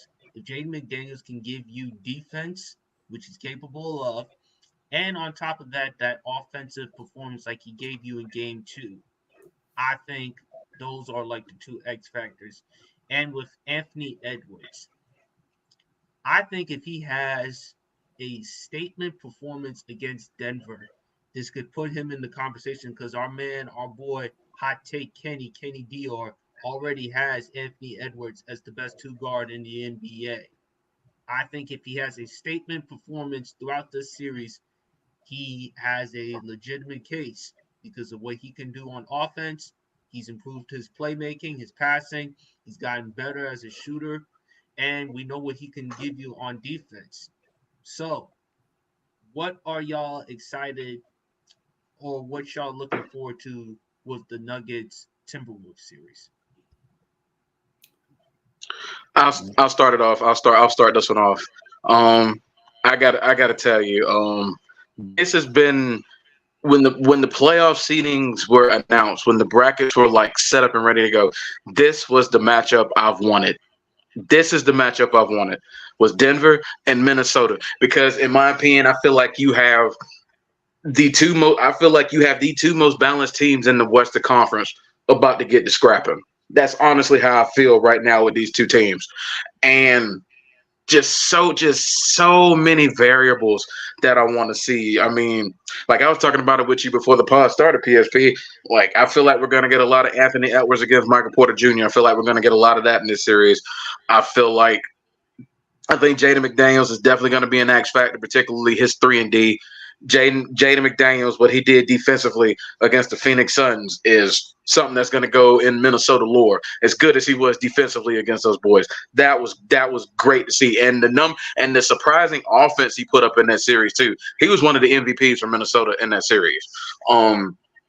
Another thing I'm looking forward to be quite honest with you, my X factor. I have one X factor, and for me, it's Karl Anthony Towns. Karl Anthony Towns is my X factor for this series from the standpoint of him being an all-star in his own right, but Anthony Edwards is kind of getting all the shine with the way he's elevated his play in the playoffs. But Karl Anthony Towns is an all-star. Karl Anthony Towns can go when it's time to go. He doesn't always do it in the playoffs. I will get on him about that. But Karl Anthony Towns can be an elite level NBA player when asked of him. And I think he's the X factor for the series, just from the standpoint of giving Anthony Edwards a break as far as doing all of the scoring that they're going to need against the Denver Nuggets. If Karl Anthony Towns is giving you on average 20 and 10 this series, Minnesota is going to be really hard to beat, because then who do you guard? You can't double anybody if Karl Anthony Towns is giving you that type of production on a nightly basis. You can't double Ant no more. You have to worry about Cat. You have to worry about him shooting the three. You have to worry about him on the block, in the low post. I mean, that's just something you have to take account of if he is doing his thing. I think Karl Anthony Towns is the X factor for the series if he shows up. I still think Denver's the better squad? Absolutely. I still think they're the more balanced team. I think with Jokic running that offense the way he is, Jamal Murray. I mean, say a prayer for the Lakers. Jamal Murray took them out late twice. Say a prayer for them boys. Jamal Murray was uber clutch for them in that first round series, not winning 2 games. He hit the one buzzer beater, and then the games, and then the game 5 with 5 seconds to go to just put the final nail in the coffin. I mean, that's what you want your leaders to do in situations like that. I'm gonna go Denver. This series could go 7, but I'll say this though, it goes 7 on the back of Karl Anthony Towns and how he's taking pressure off of Ant Edwards as far as scoring the ball. If Cat is playing at an elite level, this is a 7-game series. But if it's all Ant with the way Denver plays, this could go 5. I think this is a 7-game series. And I think it's on the back of, can Karl Anthony Towns take pressure off of Ant? And I think he's going to be needed, because we know Rudy Gobert is going to play. Rudy Gobert's been stepping up all year. So he's going to bring what he brings to the table with his defense and his rim protection, and still being able to score a little bit in the low block. I mean, Mike Conley is going to bring that veteran leadership. He can still knock down threes. He can still give you some defense at the point guard position. And then with Jaden McDaniels as well, being able to 3-and-D and all that. But like I said, for me, Cat's the X factor. I think this series goes 7. I'm still picking Denver, but I think this series is going to be fun. All right, Grant. I mean, look, I like PSP has said, Jokic is the best player in the entire league. There is no debate. I think, Denver right now is the most dominant team in the West. I think they're going to run through the entire conference and be in the finals. I think, the way they've been playing all season, and it's shown from the beginning of the season until now that we've seen for this team, because we knew this team was not going to slow down regardless. I mean, Nick Jokic is averaging 28 points a game, 16 rebounds and 9 assists. Michael Porter Jr. is averaging 22, 8.4 rebounds and 1 assist. Like Jamal Murray is averaging 23 points this season. They're all playing at an unbelievable level. And I think they're still the most dominant team and the team to beat to win the NBA championship this year. But when I look at Minnesota, bro, Anthony Edwards, if we learned anything from this team or from Anthony Edwards this playoff, this guy in the moments can count, can go out there and play like a madman possessed. Especially in that last game of the Phoenix Suns series, because my goodness, like I never thought I'd be able to say that this Minnesota team could be that dangerous. Especially the way with you doing this with Rudy Gobert, Karl Anthony Towns, Naz Reid, and Mike Conley. For me, I think that's more insane. Now, for me, I think this is going to be one of the harder series because I can't really say with full confidence that like, oh, I think this team is going to win, or oh, I think the Nuggets are going to win confidently. I still think, don't get me wrong, Denver is Denver. But you got to be honest with yourselves, man. If this Anthony Edwards team takes out Denver, that's the upset of the tournament. That'd be the upset of the tournament because you're not going to tell me you wouldn't be shocked if the Minnesota Timberwolves took out Denver. Like, I would be shocked, personally. For me right now, I got Denver in 6 because I feel like that they'll find a way to close it out. But I still think this is going to be one of the most interesting series of the second round because honestly, anything could happen in this game because let's keep it honest. Denver and the Timberwolves both handled their first round game matchups with ease, swept them, beat them in 5. So this is now where they're actually going to have to get serious. And with that in mind, you got to ask yourself, they're going to be on this. They're going to play 100%. It's about to be a different war. I honestly think if Anthony Edwards has a consistent game and can average at least plus 20 in these playoffs, they can have a chance to force 7 because you don't know. I mean, that's the thing about the NBA playoffs. It only takes one game for everything to change. Mm-hmm. And if they can find a way to beat out Denver, it's the hardest and not the biggest thing. Again, I'll say this. They got to shut down Jokic. I don't care. You could say whatever you want about Aaron Gordon and all these other players. You got to stop Jokic. And that's going to be the hardest thing to do because we've seen that all year. Jokic can be half court and he can make a half court shot like he did against Golden State in January, or he can be underneath the rim. You can't stop him, and they have to do whatever they can to stop him. That's what I think is going to be the toughest factor. The other thing for me is, can Anthony Edwards take this team and be able to play extremely consistent and offensive basketball against a team that's going to completely shut you down? Because I think that's the biggest thing I think I saw when I go back and look at the film from the Lakers series. You watch some of these plays. Denver is essentially completely shutting the defense down. They're switching up on pick and rolls. They're putting them in different scenarios that's causing it to be difficult for them the defense essentially to miss. If they don't win this, I think Minnesota, they have a shot. I'm not trying to say that I don't think they have a chance at all, but you got to find a way to stop this Denver team, especially on the offensive side of the ball. Because if they get a scoring run on you, it's done. But if I predict this right now, looking at both teams, I'll be honest. Like I said, I have Denver in 6. I wouldn't be surprised if Timberwolves in 7. So you never know, but this matchup's about to be extremely interesting because you don't know who's going to win this one. Big champ. Hey, I got to say this, man. This is a very, very evenly matched series, if you really want me to be honest with you. And if any team can stop Denver, it's the Timberwolves.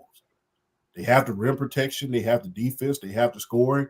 And, Anthony Edwards, where's he from again? Oh, yeah, UGA.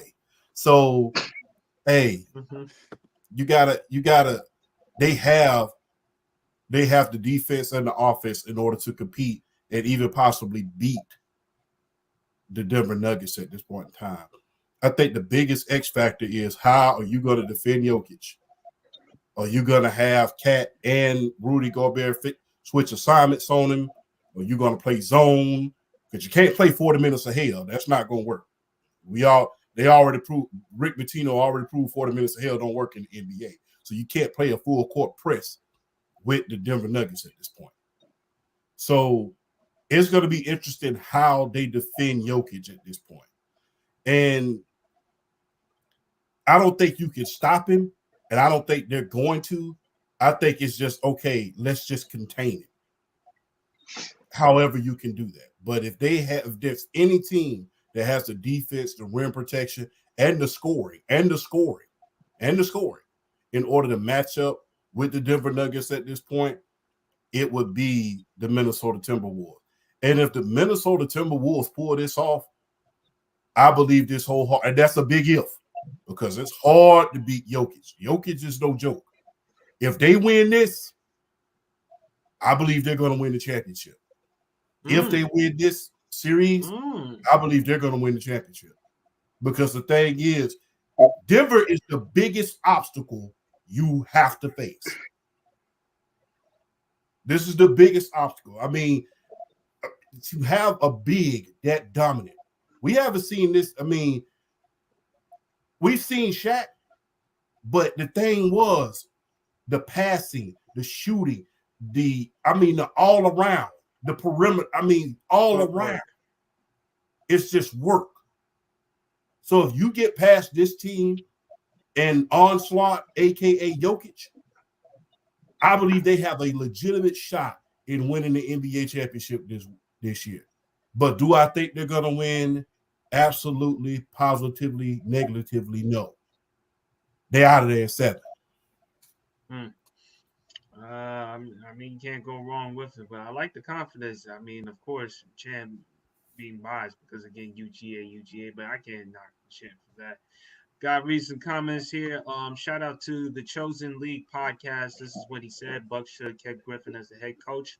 Minnesota is beating Nuggets. LeBron will stay in LA.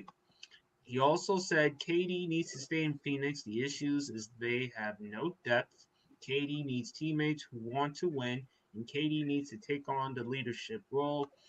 It's too late to tell in Kevin Durant's career, 17 years in the NBA. I just don't see it at this particular point. But folks, let's talk about NFL. Odell Beckham Jr. is now a Miami Dolphin. He's now a Miami Dolphin. He's going to be joining the Miami Dolphins. He's going to be with Tua Tagovailoa as his quarterback. He's going to have Tyreek Hill there. It's a good addition for Tua, another weapon, but still in all, it's not going to make a difference. And plus, Odell, no one has questioned his game. The problem with him is, can he stay healthy? And I don't think it's going to make that much of a difference for Miami as far as competing, because we need to see how good Miami is come the second half of the season, and particularly in the playoffs. Outside, and also how they play outside Miami, because we saw what happened to them against Kansas City. And how'd that turn out? Didn't turn out so well. We saw them later last year against Buffalo. How'd that turn out? And we've seen them against teams, playoff caliber teams, and they lost. The only playoff caliber team that they did beat was the Dallas Cowboys. And shout out to Luis, shout out to Last Words. Luis particularly has called out Mike McDaniels for his lack of coaching adjustments, clock management in fourth quarters, things of that nature. They have to make a serious decision on what they want to do with Tua. I like Tua, but was it a mistake taking him over Justin Herbert in the draft? Yes, it is so far, because Tua has had durability issues. Again, Tua could play, but he's not in the caliber as a Justin Herbert. Justin Herbert is in a tough situation because he is in the Chargers organization. Don't get me started on the Stanios organization. Jim Harbaugh is there. So hopefully maybe we'll see what he can do. I did like the addition of Joe Alt. That was a good pickup for them. I do like the addition of Brandon Rice. They did miss out on drafting Blake Corum, who is now with the Los Angeles Rams, to pair him up with Kieran Williams. What are y'all thoughts about Odell Beckham Jr. joining the Miami Dolphins? Grant, I'm gonna let you go first. You want to know my thoughts on the move, especially? You want to know my thought? This my thoughts.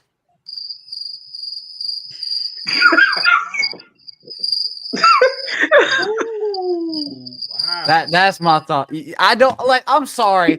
Like this is the third team that he's been on in the past 3 years.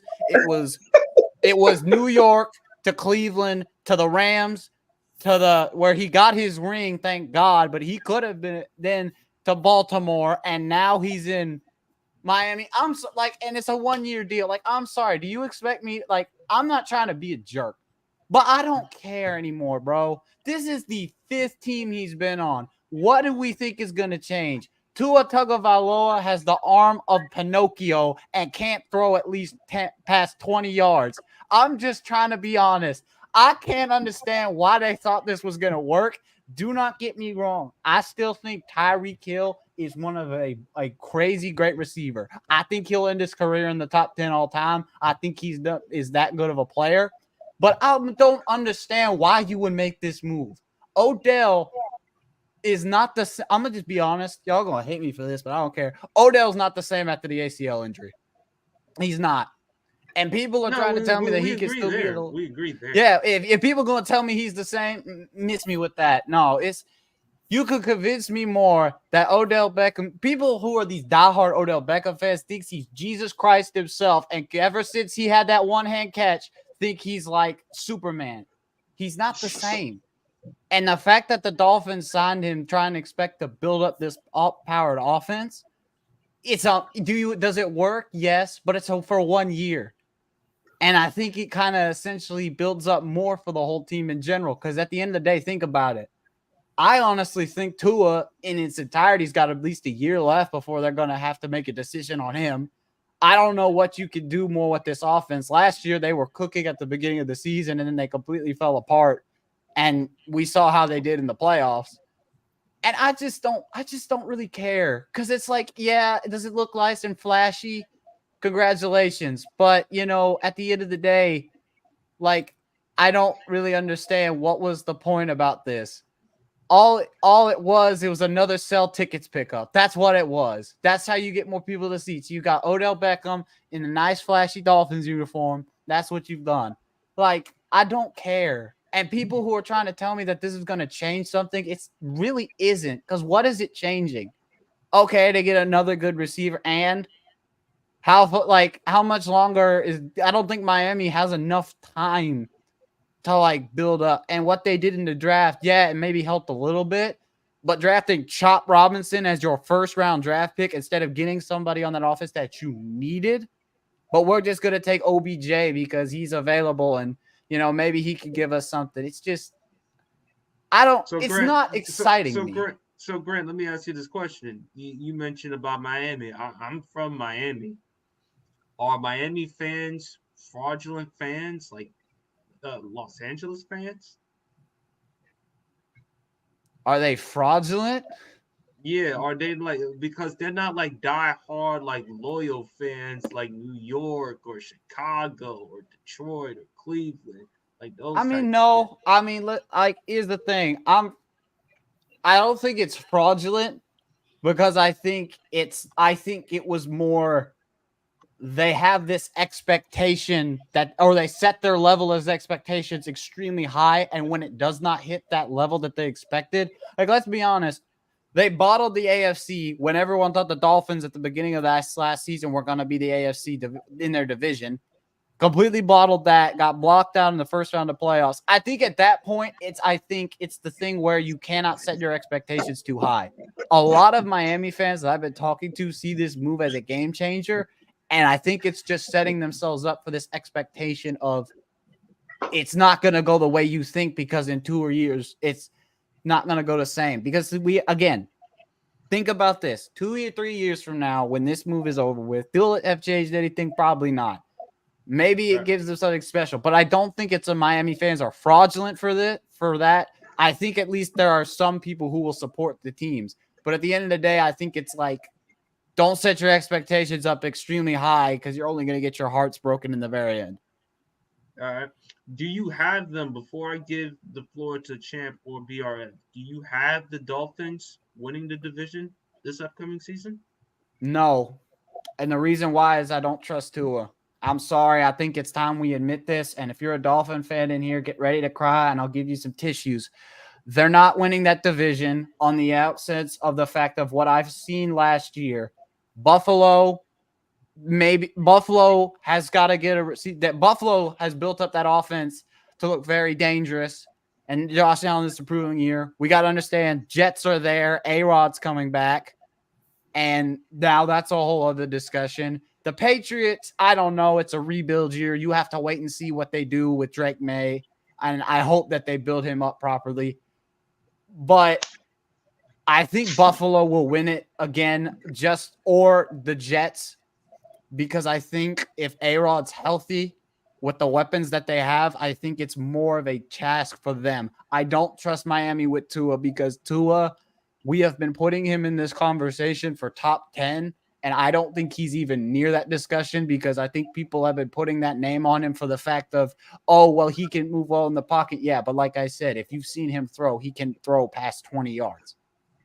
Like, it's just – and don't get me wrong, I think Miami has a talented roster in general, but when you give up one of your biggest defensive pieces – and then you have to rebuild that, basically build up an offense that was still super stacked. It just, I don't know. I got to see it to believe it because I don't trust Miami right now, given what I see right now with this team. I don't think they have a chance to win the division. I think it's going to be between Buffalo and New York on the contingent if A-Rod stays healthy.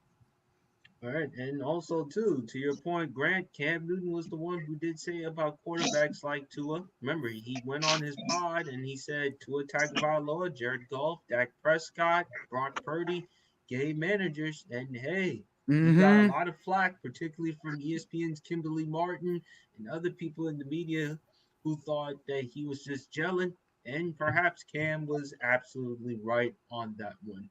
BRF for Champ. Handwritten apologies to Cam on his doorstep. I am still waiting. I don't think he'll ever get one, but he damn sure deserves. Not handwritten. Just do a public apology. Just look into camera and say, Cam Newton, I was wrong. But BRF our champ.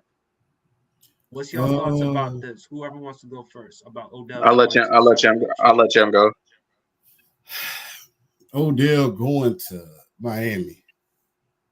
Hey, nothing better. Hey, listen. It was reported he was dating Kim Kardashian there, so. I mean, here he go. Here he go. From the NBA to the NFL, how nice. But I mean, them telling me that Odell went to Miami. It's kind of like me telling y'all, hey man, I ate Subway today. Y'all gonna look at me like, okay, what else is new? you ate a sandwich last night. What's the matter? You like Subway? Yeah, so that's just kind of like weird. It's like Odell Beckham's going, okay, I ate a sandwich. What else? I mean, what else? And my thing is, man, Miami is putting way too much emphasis on that offense and not enough on that defense. And my thing is, I don't think teams have learned from Air Coryell as of yet. I don't think teams have learned from Air Coryell because the thing is, that was one of the most high-powered offense ever in the NFL. They scored almost 35 points a game, but they gave up 40. And that's the reason why they lost. And I can see the exact same thing happening to this Miami team. Not to mention this. Mike McDaniel deserves a lot of blame because this is the zone blocking system. The zone blocking West Coast offense system that Mike Shanahan invented. He altered the West Coast offense in a zone blocking scheme. Now, who does the zone blocking scheme and what position does that benefit the most? The running back position. Running back. We've seen that happen one too many times. We've seen it not only happen with Terrell Davis, we saw it happen with Clinton Portis, Orlando Scary, just to name a few. Even Mike Anderson, after he spent 5 years in the Marines, we saw that happen with him. Not to discredit him, but we've seen that happen. So why are you not running the ball in key situations to where it determines whether you win or lose in the game? You are essentially a poor man's version of the coach you just came from up under in Kyle Shanahan, because he does the same damn thing. Not running the ball in key situations where you can literally finish up the game. And in those zone blocking system, you can drive a pickup truck through those holes. So the thing is, you have to use those. It's nice to have, I will say this, having great receivers in an offense like that is kind of like having a Ferrari. It's good to have. It's good to show off. But at the end of the day, you got to finish that game on the ground. We've seen the run and shoot offense. We've seen the Air Coryell offense. None of those offenses ever amounted to anything or won anything because they couldn't control the clock at the end of the game. And that's where Mike McDaniels, that's what he got from his protege in Kyle Shanahan. He can't finish games. I cannot tell you how many games that in the first half, A-Chain had over 100 yards. And in the second half, he'll run about 2-3 more plays. Tell me online. So my thing is, you have two good running backs. You just drafted another one. Run the ball. Having the receivers kind of like having a Ferrari. Good to show off, but there's only so many times. It's only so many people you can get the ball to. Turn back around and use that zone blocking West Coast offense for what it was made for. That's running the ball so you can finish out games. Because guess what? You have a lot of competition in that AFC East, you have to compete with. Because the Jets not only went, the Jets' main factor was their offensive line. Because that was the main thing, even with Aaron Rodgers in there before he got unfortunately hurt. So guess what? They not only went and got Olu Fashanu, but they went and got Tyrod Smith from the Dallas Cowboys. So that offense is going to be clicking. They're going to be able to score with you if, and that's a big if, Aaron Rodgers is even 80% healthy. Buffalo made a lot of roster adjustments. They're going to be able to score with you. What are you going to do to stop these guys, and what are you going to do to close out games? Because doing all of this other stuff that you're doing at this point, trying to be flashy, trying to be the Air Coryell offense in Miami, has not helped you in the playoffs. And you notice once you pass that Mason-Dixon line and go somewhere where it's cold, you come up empty and come up empty real, real bad. So that's where you need to work on your clock management, and you need to work on running that ball. Because guess what?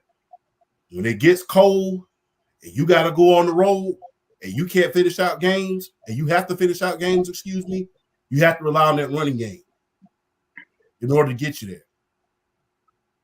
Not every quarterback is Patrick Mahomes. We need to stop acting like that. We need to stop as fans thinking that every quarterback is going to be Patrick Mahomes. Tua is not even a tenth of that. Yeah, I said it. Tua is not even a tenth of what Patrick Mahomes is as a quarterback. So stop acting like he's going to go out there and lead you to victory. Quiet as it's kept. And BRF, you could attest to this. That talent in Alabama then brought a lot of quarterbacks a long way. A long way. So guess what? You have to be realistic. And you have to be real, because this is only the first season where he's been fully healthy. Yeah. So given his first 2 years in the NFL, he got banged up. His third year, he got banged up. So they're gonna have to, I mean, to your point, champ, defense, and again, Mike McDaniel, he comes from San Francisco. We'd like to think he would understand a little bit of defense. I mean, he's had really good defenses during his time in San Yeah. Francisco when he was the offensive coordinator. But again, it's going to be tough. I think Buffalo, to me, losing Stephon Diggs is going to hurt, even though it was reported that he and Josh Allen weren't on the same page, particularly during the end of the season. Now with Josh Allen, how's he going to be without Stephon Diggs?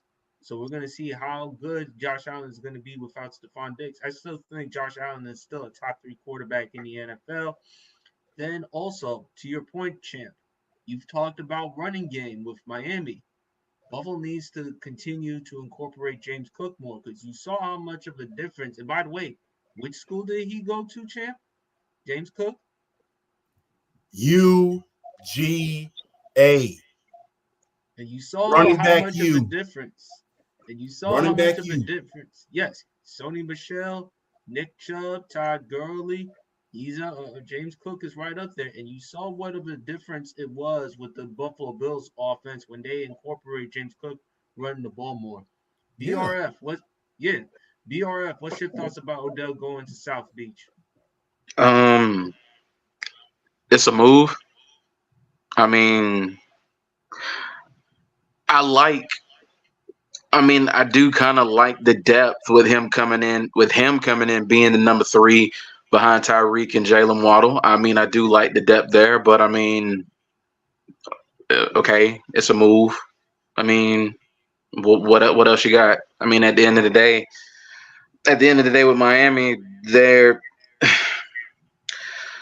I feel like they do have the fact that we have to say, depending on what Aaron Rodgers does based off of his injury, the Miami Dolphins have a shot in that division because we're saying based off of what Aaron Rodgers is going to be able to do coming off his injury. So we can't write them completely out as far as competing for that division. We don't know what Buffalo is going to be post Stephon Diggs. We don't know yet. I mean, like I said, the Jets. Honestly, I mean, I feel like the Jets between the 3 have easily the best defense, but what are they going to do offensively, and how is Aaron Rodgers going to stay healthy? So, I mean, we can't write off Miami completely, but Miami's the least balanced team of the 3. They're by far the least balanced team of the 3, and that's where it comes back to bite them in the butt. Because I did not like the Chop Robinson pick at all. Not high. I did not like that at all. I understand why they did it because they needed some pass rushing help, but they reached for Chop. They reached for Chop. Simple as that. So and it'd be one thing if they had bad running backs, but I mean they have Raheem Mostert, they have Devin Achane. They don't have bad running backs, so it's like you have to be able. With Tua and his, okay, he doesn't have the greatest arm strength, but he can get the ball. He can get the ball down the field. He can throw the deep pass. I mean, does it help to have Tyreek Hill? It absolutely does. But you still got to be able to get the ball to him. So we can complete the deep pass. But honestly, if you get Mostert and Achane involved more in that offense and being able to open up that play action to do more with Tyreek, to do even more with Jalen Waddle, to do more with an Odell Beckham, which honestly I feel like he does. His ability to still be able to get down the field does help you in an offense like Miami, especially if they can get the play action established more early in these ball games, and also really second half when you really kind of need to still be able to switch the pace up. Particularly in the third quarter, when you still kind of need to keep the pace off center, not being able to give the defense easy reads to be able to, figure you out and know what you're going to do. So it does help from that extent. But Miami is the third best. I think Miami's the third best team in this division behind Buffalo and the Jets. I do think that, but I do think the AFC East has got a shot to get 3 teams in the playoffs. I will say that. But I mean, I guess it's not the game-changing move that Miami Dolphins fans think it is, but it is a decent move from a standpoint. It gives them wide receiver depth, and it does kind of allow a little more. But I mean, outside of that, it's there, it's okay, but it's not moving the needle. It's not it's not putting them like if you're looking at the division, you're probably still gonna pick Buffalo. You're probably still gonna pick the Jets over them. It makes the conversation more. Can the AFC East get 3 teams in the playoffs? But I don't think it's like. But I think that's the brunt of it. Mm-hmm.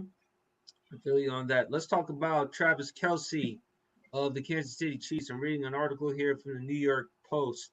The Chiefs star agreed to a contract extension that will make him the NFL's highest paid tight end, the team announced Monday, with NFL Media's Tom Pelissero reporting.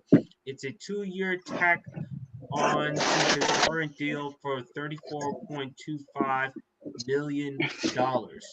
So, 3-time Super Bowl winner is set to make $17 million, all guaranteed for 2024. Over Mark Andrews, tight end of the Baltimore Ravens, at $16.9 million with the Ravens, and in 2025 he will make $17.1 million. His deal will now keep him in Kansas City through 2027, when he'll be 38 years old. So I'm happy for Travis Kelce. He's rich, rightfully deserving of the money. Kansas City, they still going to be the team to compete, not just in the AFC, but let alone in the NFL. Patrick Mahomes is still there. Rashee Rice, it's been reported that he's expected to miss, at least half of the season because of the situation that he was involved with in Dallas. They did drafted Xavier Worthy, which that was a huge pickup for the Chiefs because they needed a deep threat, someone who can take the top off the defense. And, of course, that 40, breaking Chris Johnson's record, I think, for the greatest 40 at the 40-yard dash. I love it for the Chiefs because Patrick Mahomes still has somebody that he can count and rely upon. It does kind of hurt their defense that they did trade L'Jarius Sneed to Tennessee, and they did lose Willie Gay. But I still think Kansas City is still going to be there as long as Mahomes, Kelce, Reed are still there. What's your thoughts about the contract? Whoever wants to go. Honestly, I think it's a good contract. He rightfully deserved it. I don't think he's going to finish it all the way. Just being honest with you. I mean, good job, classy move by the organization on rewarding Travis Kelce for the part that he's played in helping that team become a dynasty, not just for the Super Bowl wins, but think about the playoff heartbreaks not only they faced in the 80s, the early 90s, but in the early 2000s as well. If you watch football like all of us watch it, you always know Kansas City played in the first two of the first 4 Super Bowls. After that, they did not see another one. Even with some of the talented teams that they had, even with the great Joe Montana, the great Derek Thomas, Priest Holmes, Larry Johnson, Tony Gonzalez, who's arguably the greatest tight end of all time, but that's another story for another day. Even with those caliber of players, they could not get over the hump. For them to finally get Patrick Mahomes, Andy Reid, and Travis Kelce, who's been the 3 cornerstones of that team for a long time now, for them to reward him during that time and to not only get over the hump is not only great, but historical. Historical. So I think they did a hell of a job by rewarding him that contract. I don't think he's going to finish it. I truly think this. If they three-peat, he up out of there. I truly believe that. If they go out here in dominating fashion like I think they can, especially with the addition of Xavier Worthy and Hollywood Brown, and depending on what Rashee Rice, how long his suspension is, if his suspension is like 4 games and they get him back by week 5 and they're going out here just slinging it out of this world, I think if they three-peat, I think he says, okay, I got 4 Super Bowls. I hold damn near every record for the tight end position. I'm out before I end up not being able to walk because he's taking a lot of punishment at that tight end position. The only other person that you could think of when it comes to injuries at the tight end position is Gronk at this point in time. And thankfully, Travis Kelce has been available for the most part. So my thing is, great job on rewarding him that contract. He deserves every single penny and dime of that money. But guess what? I don't think he's going to finish out that contract at this certain point. And to your point, champ, he does have life after football. I mean, he and his brother Jason Kelce, who I think is going to be one of the new members of Monday Night Countdown. Mm-hmm. They got that great podcast, Gridiron Heights. I mean, on top of that, Mama Kelsey's almost on every single commercial. So it is great to see Mama Kelce there. And plus, Travis Kelce has personality.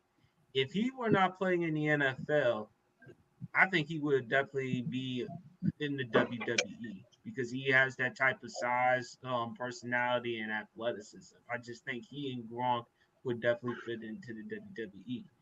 BRF for Grant, whoever wants to go. What's your thoughts about Travis Kelce with the contract? I'll go. I like the move from Kansas City's perspective. I mean, you're rewarding a guy who's really been, he's been one of the anchors for that offense. I mean, he's been that security blanket for Patrick Mahomes. When you need a first down, it's been Travis Kelce. When it's like 3rd and 7, 3rd and 6 in the end zone, and you need that touchdown, it's been Travis Kelce. So he definitely deserves the money. He definitely, like Champ was saying, he deserves every penny of it. I wouldn't be shocked if he didn't finish the contract out, but at the same time, no, you're Travis Kelce. As much as you've done for the Kansas City franchise, you kind of earned that to an extent. So we kind of we'll kind of get to see how it plays out, but it's definitely well earned and well deserved. I'm glad they went on and recognized, hey, everything you've done for the Kansas City franchise, we might as well lock you up so you can retire here. You're not going anywhere else. And maybe we get. They should be the favorites to three-peat going into the year. So I mean, go into it with the mindset of getting another ring. And I think he'll earn. I think if he wanted to retire, if they three-peated, he would earn that. And your respect to the organization for recognizing the cornerstone of your franchise and treating them as such and giving them that well-deserved, more than likely last contract. And just shout out to him. I mean, what he's done for the tight end position these last 6, 7, 8 years with his versatility and his ability to operate and run routes and make all tough catches and just being able to be a dominant force for the offense. I mean, this Travis Kelce's bona fide. Soon as when he retires, 5 years, first ballot, you going in the Hall of Fame. I mean, there's just no ifs, ands, or buts about it. So he definitely deserves a contract. They did the right thing from their perspective, locking him up to make sure he retires a Chief. He has definitely earned and deserves that. Grant? No, I think y'all basically said it. Look, I think Travis Kelce is in the top 3 best tight ends in the league. You need to keep him as a Chief, especially if you're trying to three-peat this season. I think this Chiefs team, especially with Xavier Worthy now, has a legit chance to three-peat. And that's what makes it even more scarier. Because now you just gave the lockdown one of the best tight ends in the league, and now you got Xavier, the fastest receiver in the league, and Xavier Worthy. They're dangerous. They're very dangerous. I'm not even going to hold you. I think it's scary to even have this consideration, especially now when we look at what the Chiefs have been able to accomplish. Because I'm trying to understand this as well. With Travis Kelce especially, if he's going to be able to – I don't know how much longer he's going to be in the league. I think maybe you can keep a hypothetical max, and if we're lucky, 5 years. But I don't know how much longer he has to be able to play at the top level that I think he can play as. There's a lot of people have been wanting to push this agenda that he's stagnating. I don't think that is. I think he's still being able to play at that level. But I think this is an exceptional move by the Chiefs. You need to lock down Travis Kelce. There's not another tight end that I think you can have that's going to be able to contribute the same. And I also think, again, having a receiver like Xavier Worthy is important because now Patrick doesn't feel like he has to rely on Travis as the one guy that he can rely on that's going to catch the ball. Because if we look at that team last year, I will never understand how in God's green earth they were able to win a Super Bowl with Kadarius Toney and Marcus Valdes-Scantling as your best receivers, which is legitimately the most insane thing I've thought of or I've seen on a team like this. But I think this is a solid move from Kansas City. They needed to have this move happen. And hey, Kansas City, this team, if they three-peat, we're going to have a lot of conversations. But Chiefs needed this tight end, and they kept him in Kansas City, and that's all they needed. Yeah, absolutely. And I think when it comes to the Chiefs, they had that defense. They were consistent all throughout the season last year with Trent McDuffie, L'Jarius Sneed, Chris Jones. Remember, Detroit, Chris Jones did not play, and they definitely missed his presence. And they even made it competitive even without him. Also, I wanted to make a correction. John Ross actually broke Chris Johnson's record for the 40, and then Xavier Worthy just broke John Ross's record. So I wanted to make that correction. But with Kansas City, man, look, Travis Kelce, I mean, he's always gonna be home in Kansas City, even though he's from Cincinnati. Hey, listen, KC, champ, you would know this, good barbecue. Yeah. Damn good barbecue in Kansas City. So ain't nothing wrong with that. All right, we got last two. And I've thought about this one. I'm gonna let Champ go first.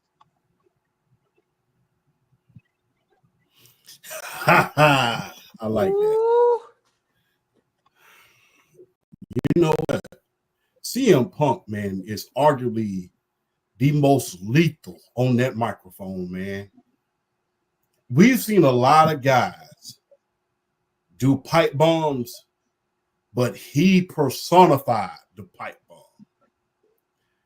I've never forget, man, favorite CM Punk moment, man, when he was going in on John Cena.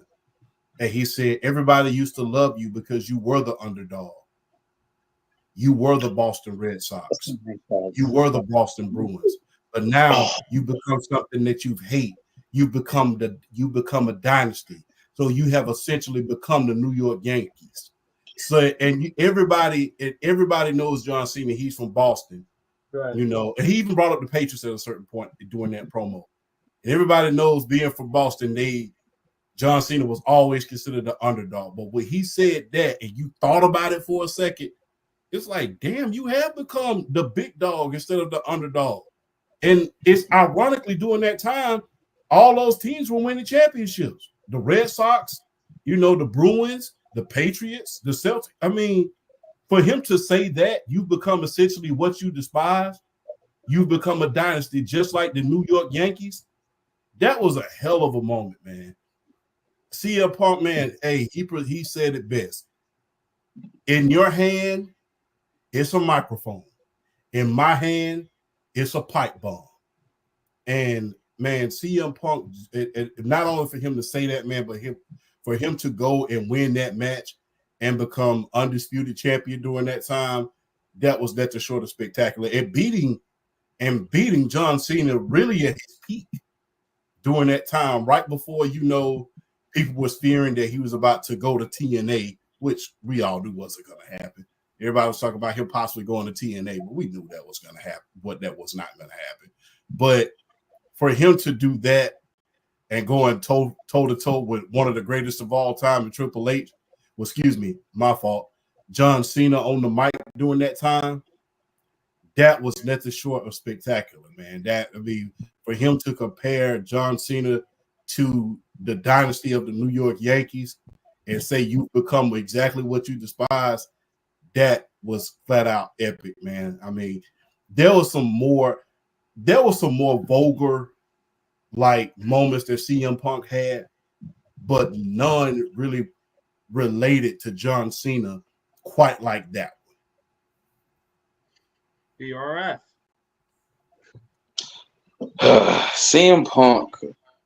CM Punk has been one of my favorite wrestlers to watch really his entire career. Like his my thing was I didn't watch him much in Ring of Honor. I didn't watch a lot of Ring of Honor, so I really didn't get the jump on the real scoop on him until he got to WWE. And like when he was like that early babyface run, like he would talk on the mic a little bit. You kind of got the sense of how good he was on the mic when he won that World Heavyweight Championship, cashing in that Money in the Bank on Edge, and that one promo he like. And I'll bring up honorable mention the one promo he cut against Randy Orton, where Randy Orton was kind of like one of the untouchables, and a lot of people didn't really want to go at him in the promo. And CM Punk talked about, well, I'm not the one out at 3-4 o'clock in the morning popping wheelies on my motorcycle, messing my arm up. So that one, I like that one from a standpoint of he went at the untouchable. He went at Randy Orton. I like that.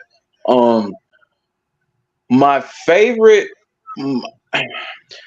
We were talking about this before the pod, PSP. I got to bring it up. My favorite promo was before the Royal Rumble 2013 match against The Rock. And that promo he cut when he had that needs to faces shirt on, which is still one of the epic shirts in the history of wrestling.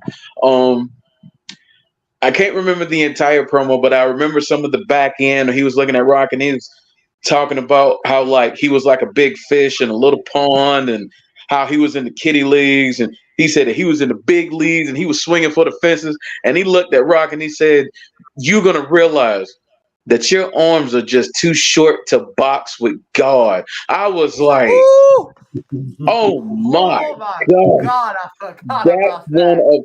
That is one of the coldest lines I have ever heard in a promo. He cut that. I was like, they let this man say that to The Rock on national TV. They're going to mess around and let this man beat him at the Royal Rumble. But like The Rock went on and won, but just his timing on the microphone, like his ability to just know what to say at the crucial moment to get the right rise out of the audience. Just that, I mean, that line was just, you could kind of look at The Rock after he said that. Rock kind of had a look on his face like, bruh, I got nothing for that. I got nothing for that one. And this is The Rock. You're right. This is the right here.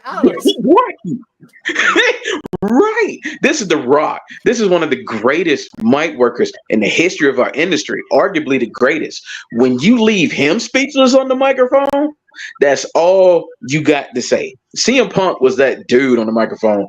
Now, if I could go real quick into my favorite match, that's my favorite promo. My favorite match of Punk's. How do you not say Money in the Bank 2011 with Cena? How do you not say that? Like, everything about that match was just perfect.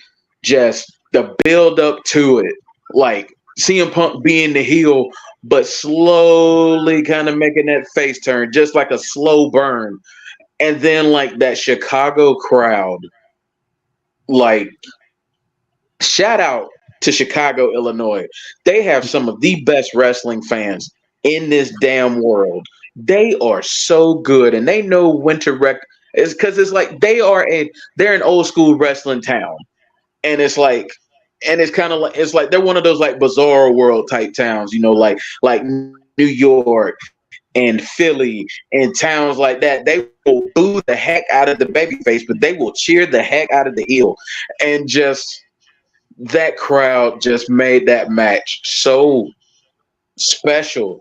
But the fact that John Cena, he brought out the best out of John Cena. That's easily one of his best matches. And this was still PG 5 moves of doom John Cena. And the fact that he got a 5-star match out of that got a 5-star match. That got a 5-star rating. That tells you the type of performer CM Punk was. Oh man, it's insane. It's insane when you think about how good he was. That 2011 to 2013 pit. It's just insane to think about how good of work he was putting in. But yeah, if I had to single out just the moment, even though that was my favorite match, for me, my moment was that promo he cut against The Rock, where he basically just cut that man to shreds before the Royal Rumble. Man, if somebody asked me How lethal do you think CM Punk was on the microphone? I just show that promo and just shut up and let the man speak. Grant. You know, I've had my fair share of debates about CM Punk over the years. Everyone has their opinion of him. You either love the man or you hate him half to death. And you know, a lot of for me personally, for CM Punk, I've respected him for a man that can deal with as much as, because the man for years, ever since when he left the company, and we never thought we were going to see him again.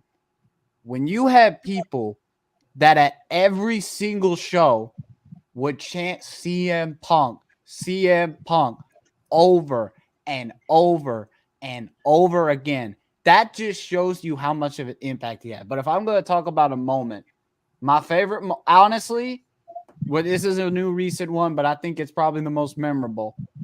When AEW picked him up and he returned in Chicago, I've never seen a crowd more ecstatic or loud than I saw in Chicago. Grown men were in that crowd bawling that man had come back to wrestling, because we thought after WWE, he had one appearance on Backstage, had the UFC run.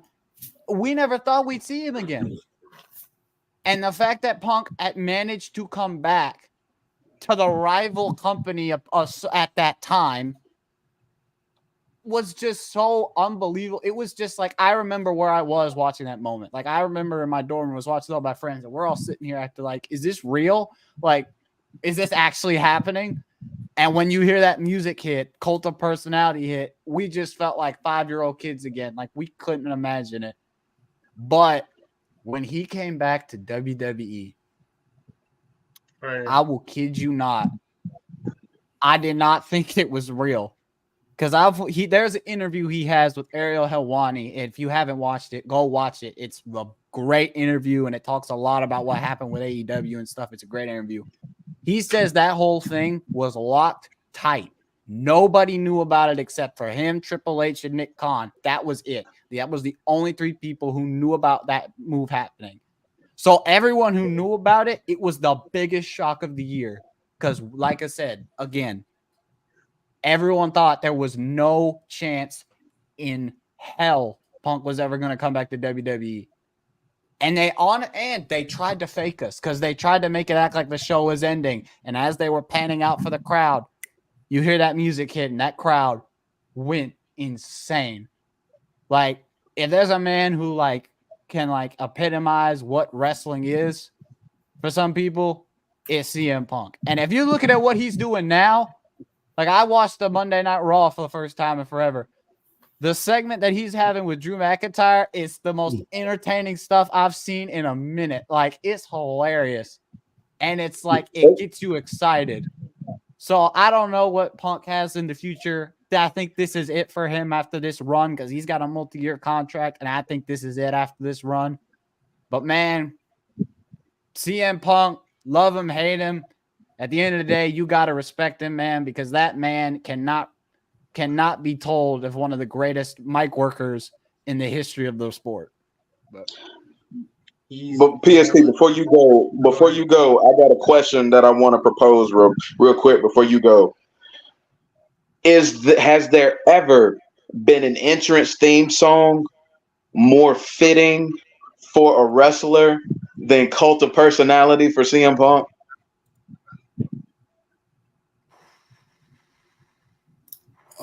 The Ultimate Warrior, but stop it. I'm being a butt. Where would you rank CM Punk as far as mic skills? Top 5 all time. Top 3 all top time. Top 5 all time. I put him right up there with Austin Rock. If my top 5 mic workers of all time are probably, no particular order, are probably him, Rock, Austin, Cena, and Edge. Yeah, Edge too, definitely. Whew. My favorite CM Punk moment. Him getting after the McMahon family and Triple H. My favorite quote when he about Triple H. is when he talked about him and Stephanie. You don't wear the pants in the house. Oh, You that wear panties. jeez. The fact he's allowed to say this stuff on live TV and he Ooh. didn't get in trouble I'm for it sorry, is but insane. Like, that is you will hysterical. never hear a man say that to Triple H ever. And he's talking about Vince McMahon's daughter. That's what's even Oh my crazier. Yes. And they let him get away with it. Oh I'm my like, gosh. how is Triple H? I mean, you're saying this, but oh my god, only there are very few people I can see get away with that. I can see probably Stone Cold, Rock, CM Punk actually saying it like that. I'm like, holy shit. The only person that could have got away with that outside of CM Punk was maybe Shawn Michaels. Yeah. Oh yeah. Let's not forget Shawn Michaels. Grant. Remember '97. Oh Remember. yeah, Shawn Michaels 97. Don't Remember get the me. Sunny Days promo that he cut. Oh, that 97 Shawn Mike work was pretty nasty. I agree with you there. Oh my god, man! But he, the way he attacked the McMahon family, I'm like, holy shit! It's something about to happen. But when he said it to Triple H that day, I'm not even exaggerating. That is like that is like crazy to me. I'm like my eyes, like, oh my god, holy shit! And another thing about that promo, you have to give so much respect to Triple H because Triple H, Oh, for that's Triple H maintaining his being composure. yeah, I mean, but that's Triple H. That's being the wrestling mind that he is. That's understanding. I'm probably gonna want to punch this man in the face. But him doing promo work is really good for business right now. So I'm gonna sit here and I'm gonna take this, even though I'm probably gonna want to strangle the hell out of him when we go to the backstage. Oh no, me personally, if that was me, we're fighting. I don't care. I'm running. Ooh. It's I'm on running the site. If you fade straight disrespect my up. wife like that, no, it's over. I I'm running couldn't the do it. fade. I couldn't Ooh. do it. I couldn't do it. I will say that one of my favorite matches from CM Punk, SummerSlam 2013 against Brock Lesnar.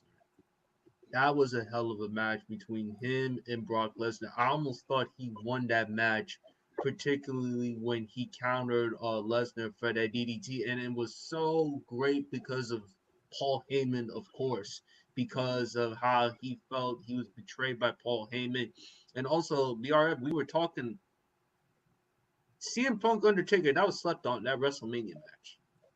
Bruh, I'm right there with you. I agree 1,000%. That match was slept on. And it was the build before the matchup too, and that Paul Bearer had unfortunately passed away, and the Undertaker had to get the go ahead to use that in the storyline, and CM Punk being CM Punk played it perfectly to a T to be able to tell that story leading up to that match, and that match was that whole build up, and then that match, yeah, that was like one of the slept on feuds and matches of CM Punk's career. That 29 match was just that was perfect for the angle that they were doing. Way slept on. Absolutely. And we got one last one, and we're gonna wrap this one. Now, this is one of my favorite, if not my favorite singers here. And it's most important that she from Jersey and I live in Jersey, that I gotta give her her due. The late, great Whitney Houston. Of course, she had great iconic songs. Of course, the one from The Bodyguard with her and Kevin Costner, of course. Um, Saving All My Love. I Want to Dance with Somebody. And of course, the one with Shaka Khan. But my favorite song from Whitney Houston, underrated song, Heartbreak Hotel. The Heartbreak Hotel one with Faith Evans. I love the beat, the singing, all three of them, Kelly Price, all three of them singing together. That is an underrated song. Like the beat, And with those three, Whitney and Faith, whew, Lord, Whitney, love her. I mean, love her music. In my opinion, I think singing, love her voice, man. I think she's like the greatest singer in my opinion. But anyway, whoever wants to go first, favorite Whitney Houston song. Before I go, I would like to say this. Not only was she one of the greatest singers of all time, the greatest national anthem in Super Bowl history. Amen, brother. Easily. Had the greatest national anthem performance in Super Bowl history. I will say this, man. This one's for you, Mom. This one's for you. Because I heard you sing this song when Wait Until Exhale came out. Oh, yes. And, shoot, shoot, shoot. And she I used to hear my mom sing that all the time when that movie came out. And man, I mean, they even made jokes about it on the Jamie Foxx show when they was in the prison with dude. He said exhale, and you know he was in there with Michael Clark Duncan. He said not exhale. He said, all right, now shoot, shoot, shoot. You know that was how popular that song was, man. So shout out to Mom. This one's for you. I don't know if you watching or not, but hey, Exhale by Whitney Houston was arguably my favorite song simply because when Wait Until Exhale came out, my mom used to sing that all the time when she was around us, man, to the point my father got tired of it and threw the CD out. But that's another story for another day. But that was comical too. She was like, hell, I would have been tired of me singing it too. But I mean, simply based off the fact that hearing my mother sing that song so much, I have to go with Exhale, man. And like I said, Whitney Houston, greatest national anthem in history of the Super Bowl, man. Rest in peace to the all-time great, man. Rest in peace. Grant. You know, Whitney Houston is actually one of my favorite artists. I don't really take it a lot because right now, you know, I haven't listened to her music as much because with the Kendrick Lamar and Drake beef, I have been intrigued by that whole 411. Really quick, Drake, if it was in my opinion, this is time for you to pull the alarm, man. You can't let this man slide on you and disrespect like this, but that is neither here nor there. My first, I think one of my personal favorites from that album, from her old, it's an old one. It's one of the first songs she put out from, I think it was like in 1987. Didn't We Almost Have It All? It's an old single that she had. I don't know why, but it's just like the old versions of Whitney Houston, in my personal opinion, are some of the best versions of Whitney that are out. It's a small single. It's got Shock Me with Jermaine Jackson on it. I don't know why. I listen to that every time and it's just such a beautiful, it's 2 songs on there and that's it. But it's so simple and it's so beautiful to listen to her voice. And, you know, God rest her soul. She died too young. And man, again, I agree with you 1,000%, chat. One of the best national anthems I've ever heard in my life. That national anthem make grown men shed a tear. Let's just keep it honest. She has such a beautiful voice, but man, Whitney Houston is one of the greatest artists one of the greatest artists that I've seen. And I wish I could have been around to hear more of her music, but man, she was such a great artist. But yeah, that's probably one of my favorite songs in my opinion. But all right, BRF. Yes, sir. I would love to take this topic because I remember if Michael Jackson for me is the GOAT entertainer, Whitney Houston is the GOAT as far as the singing voice. I think she has the greatest singing voice in the history of music. I mean, Mariah Carey does make a case, but for me, it's Whitney Houston just with it's just like it was effortless for her, like just her ability to be able to carry notes and just, you know, the passion and just the power in her singing voice. It's matched by really none, in my opinion. My favorite Whitney song, and there's nothing Oh my God. I love that song so much. I can sit and listen to that song 50 times a day. Just if for me, if there's ever such thing as a perfect song, I Don't Wanna by Whitney Houston. That song is so goddamn beautiful. It really is. That is one of the most beautiful songs I have ever heard from the beginning to the end. That song is sheer perfection. I love every bit. I love every bit about that song. That is by far my favorite Whitney Houston song. Like, just, I mean, it's like, I mean, and okay, Lemonade. I mean, don't get me wrong. I think her greatest song in terms of like from a mainstream perspective is probably I Will and I Will Always Love You. That's probably her greatest mainstream song. Another song for me that slept on is another song that slept on for me was kind of like the late run she had was like It's Not Right But It's Okay. That was another good song too. My Love Is Your Love. I do too. Yeah, I did like that one too. The late run she had a lot of good songs that kind of late 90s, early 2000s run. She had some bangers. I mean, we can't deny that, but for me, no other song touches that in terms of just sheer the way she performed it. That's my favorite. Hey, it's so good that they remade it on TikTok. Mm-hmm. And also too, there was also one song though I still listen to her and Bobby when Bobby Brown, of course, when Bobby did the album Something in Common. I did kind of like that song. If you actually take the time to actually listen to that song, that's actually a good track. But Heartbreak Hotel, man, like Whitney, people forget Prince says Whitney from the streets. Don't be surprised for Whitney from the streets. Whitney from East Orange, Newark, New Jersey, and just listening to her sing, I think didn't she came from like a church background and stuff like that, but to listen to her vocals, it's like, oh my God. And Champ, I forgot. How can I forget the national anthem? Her voice is like, oh my goodness. It's like listening. It's like an angel just singing. It's like, my God, her voice is breathtaking.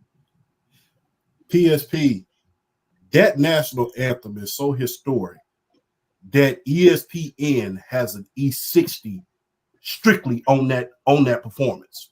Mm-hmm. That is the only performance. That is the only performance by any artist, and I've seen them all. I've seen Prince. I've seen so many people perform at the Super Bowl, but that is the only performance that has an E60 on it because it was so memorable. Not to mention, I hate to bring this up, what was happening during the time. It was in golf. We was during the Gulf War, first Gulf War. So, for her to sing that as beautiful as she did, not only that, for the helicopters and everybody to have on red, white, and blue in the flags, that was something, not to mention, people will bring this up, but, for her to have her face facing her team, the New York Giants.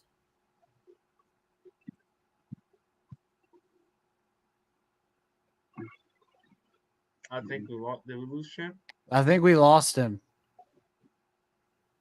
Damn it, It was people would never forget. Oh that. no, we got him. Now we got him. Go ahead, Champ. I'm sorry, you were lagging a little bit, but go ahead, man. Oh, my bad.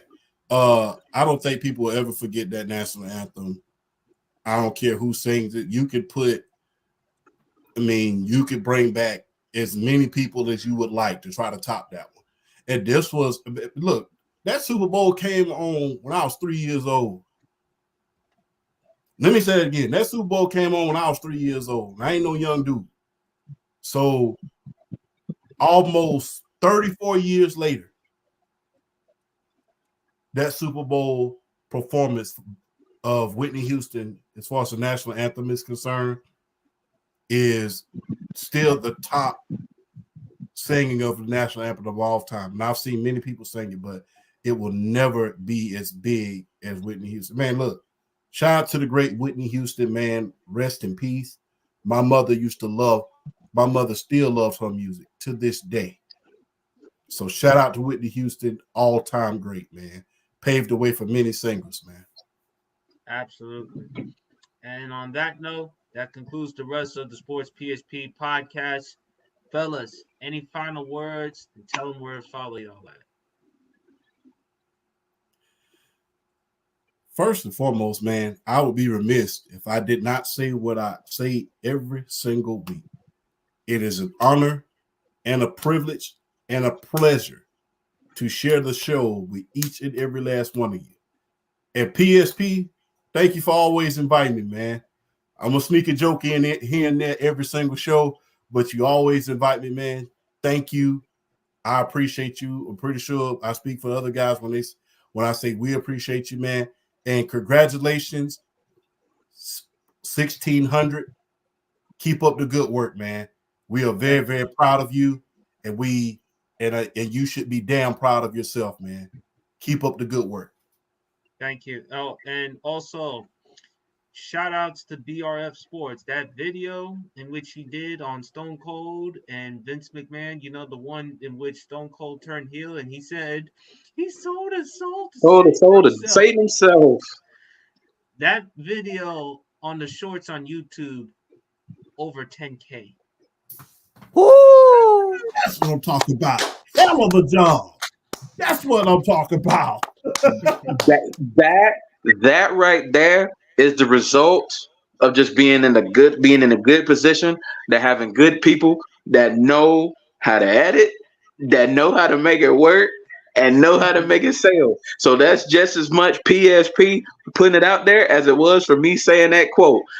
So shout out to PSP for even giving a guy like me, who might not necessarily have the followers, but want to make something of this, that kind of wants to be on the up and coming list as far as like sports content creators that want to do this, that want to turn this into something bigger. So shout out to my brother PSP for even giving me this opportunity to get my name out there, to be able to just do what I enjoy doing, which is talking sports with y'all fellas, and shout out to Champ, shout out to Grant, shout out to both of you fellas for just the work that y'all do. And it's just, I don't know, it's just something. Before I even started my TikTok back in 2020, I didn't imagine that I would be doing podcasts with with other content creators, and just making friends, like, on the fly. And it's one of those things that I'm definitely grateful for, that I definitely feel blessed for having this opportunity. And I want to keep doing it, and just shout out to everybody for making this happen. And I want to grow to be that, at one point, to be able to give opportunities to up and coming content creators who want to make something of themselves doing this. So it's all a beautiful cycle that I just want to help in the growth of other people too. And it's like I always say, a topic not thought about is a topic not talked about. Absolutely. Grant? No, well, I think y'all have especially said it. I appreciate you allowing me to come on your platform and just hang out and talk. I think that's probably the best thing to do every time. 95% of the time we joke around and stuff, but just having these conversations is great. Shout out to you for the work you're putting in. Keep it up. It's hard, but you will see the success eventually. The work that you put in the fruits of your labor will come around. So I think that's the best thing for me. Y'all know where to find me. GGlimpse23 everywhere, all over the board. I appreciate all y'all. Also, remind yourselves, Mother's Day is around the corner. Make sure you give your mothers a present. If your mother's not around, make sure you go visit them. Make sure you love them, because you don't know when that day is going to come where they're not going to be here no more. So, but I appreciate you boys for having me on, and I hope y'all all have a good rest of your week. And shout out to the rest of the chat for showing up like they always do. It's appreciated for all of us. Absolutely, will do. And y'all know where to follow me at, folks. Sports PSP. Like and subscribe to the YouTube channel. Do as much as y'all can to keep on subscribing, keep on with the views and stuff. Follow me on IG as well, Sports PSP, as well as TikTok, Sports PSP3. Oh man, a lot of great conversations that we had regarding NBA, NFL, WWE. Who knows? Maybe we're gonna do favorite ladder moment, or we probably may do favorite Triple H moment. So Oh, this stay tuned for next week Ooh. on the Sports PSP Pod. We also we'll bring back some start benches and cuts regarding some NFL, maybe some entertainment, and for music, we'll do a favorite Tupac song. Favorite Tupac song, and for a movie one, because for Hot Take Kenny, because he did say this, Jamie Foxx over Will Smith, favorite Jamie Foxx movie. So if y'all want to come up with other ideas or suggestions for the Sports PSP Pod, please, y'all know where to follow me at. But on that note, we're gonna end off the pod. Y'all enjoy the rest of y'all Friday, y'all weekend. Happy Cinco de Mayo. Please drink responsibly. Y'all have a good time. Be with family. And we is out. Peace. See ya.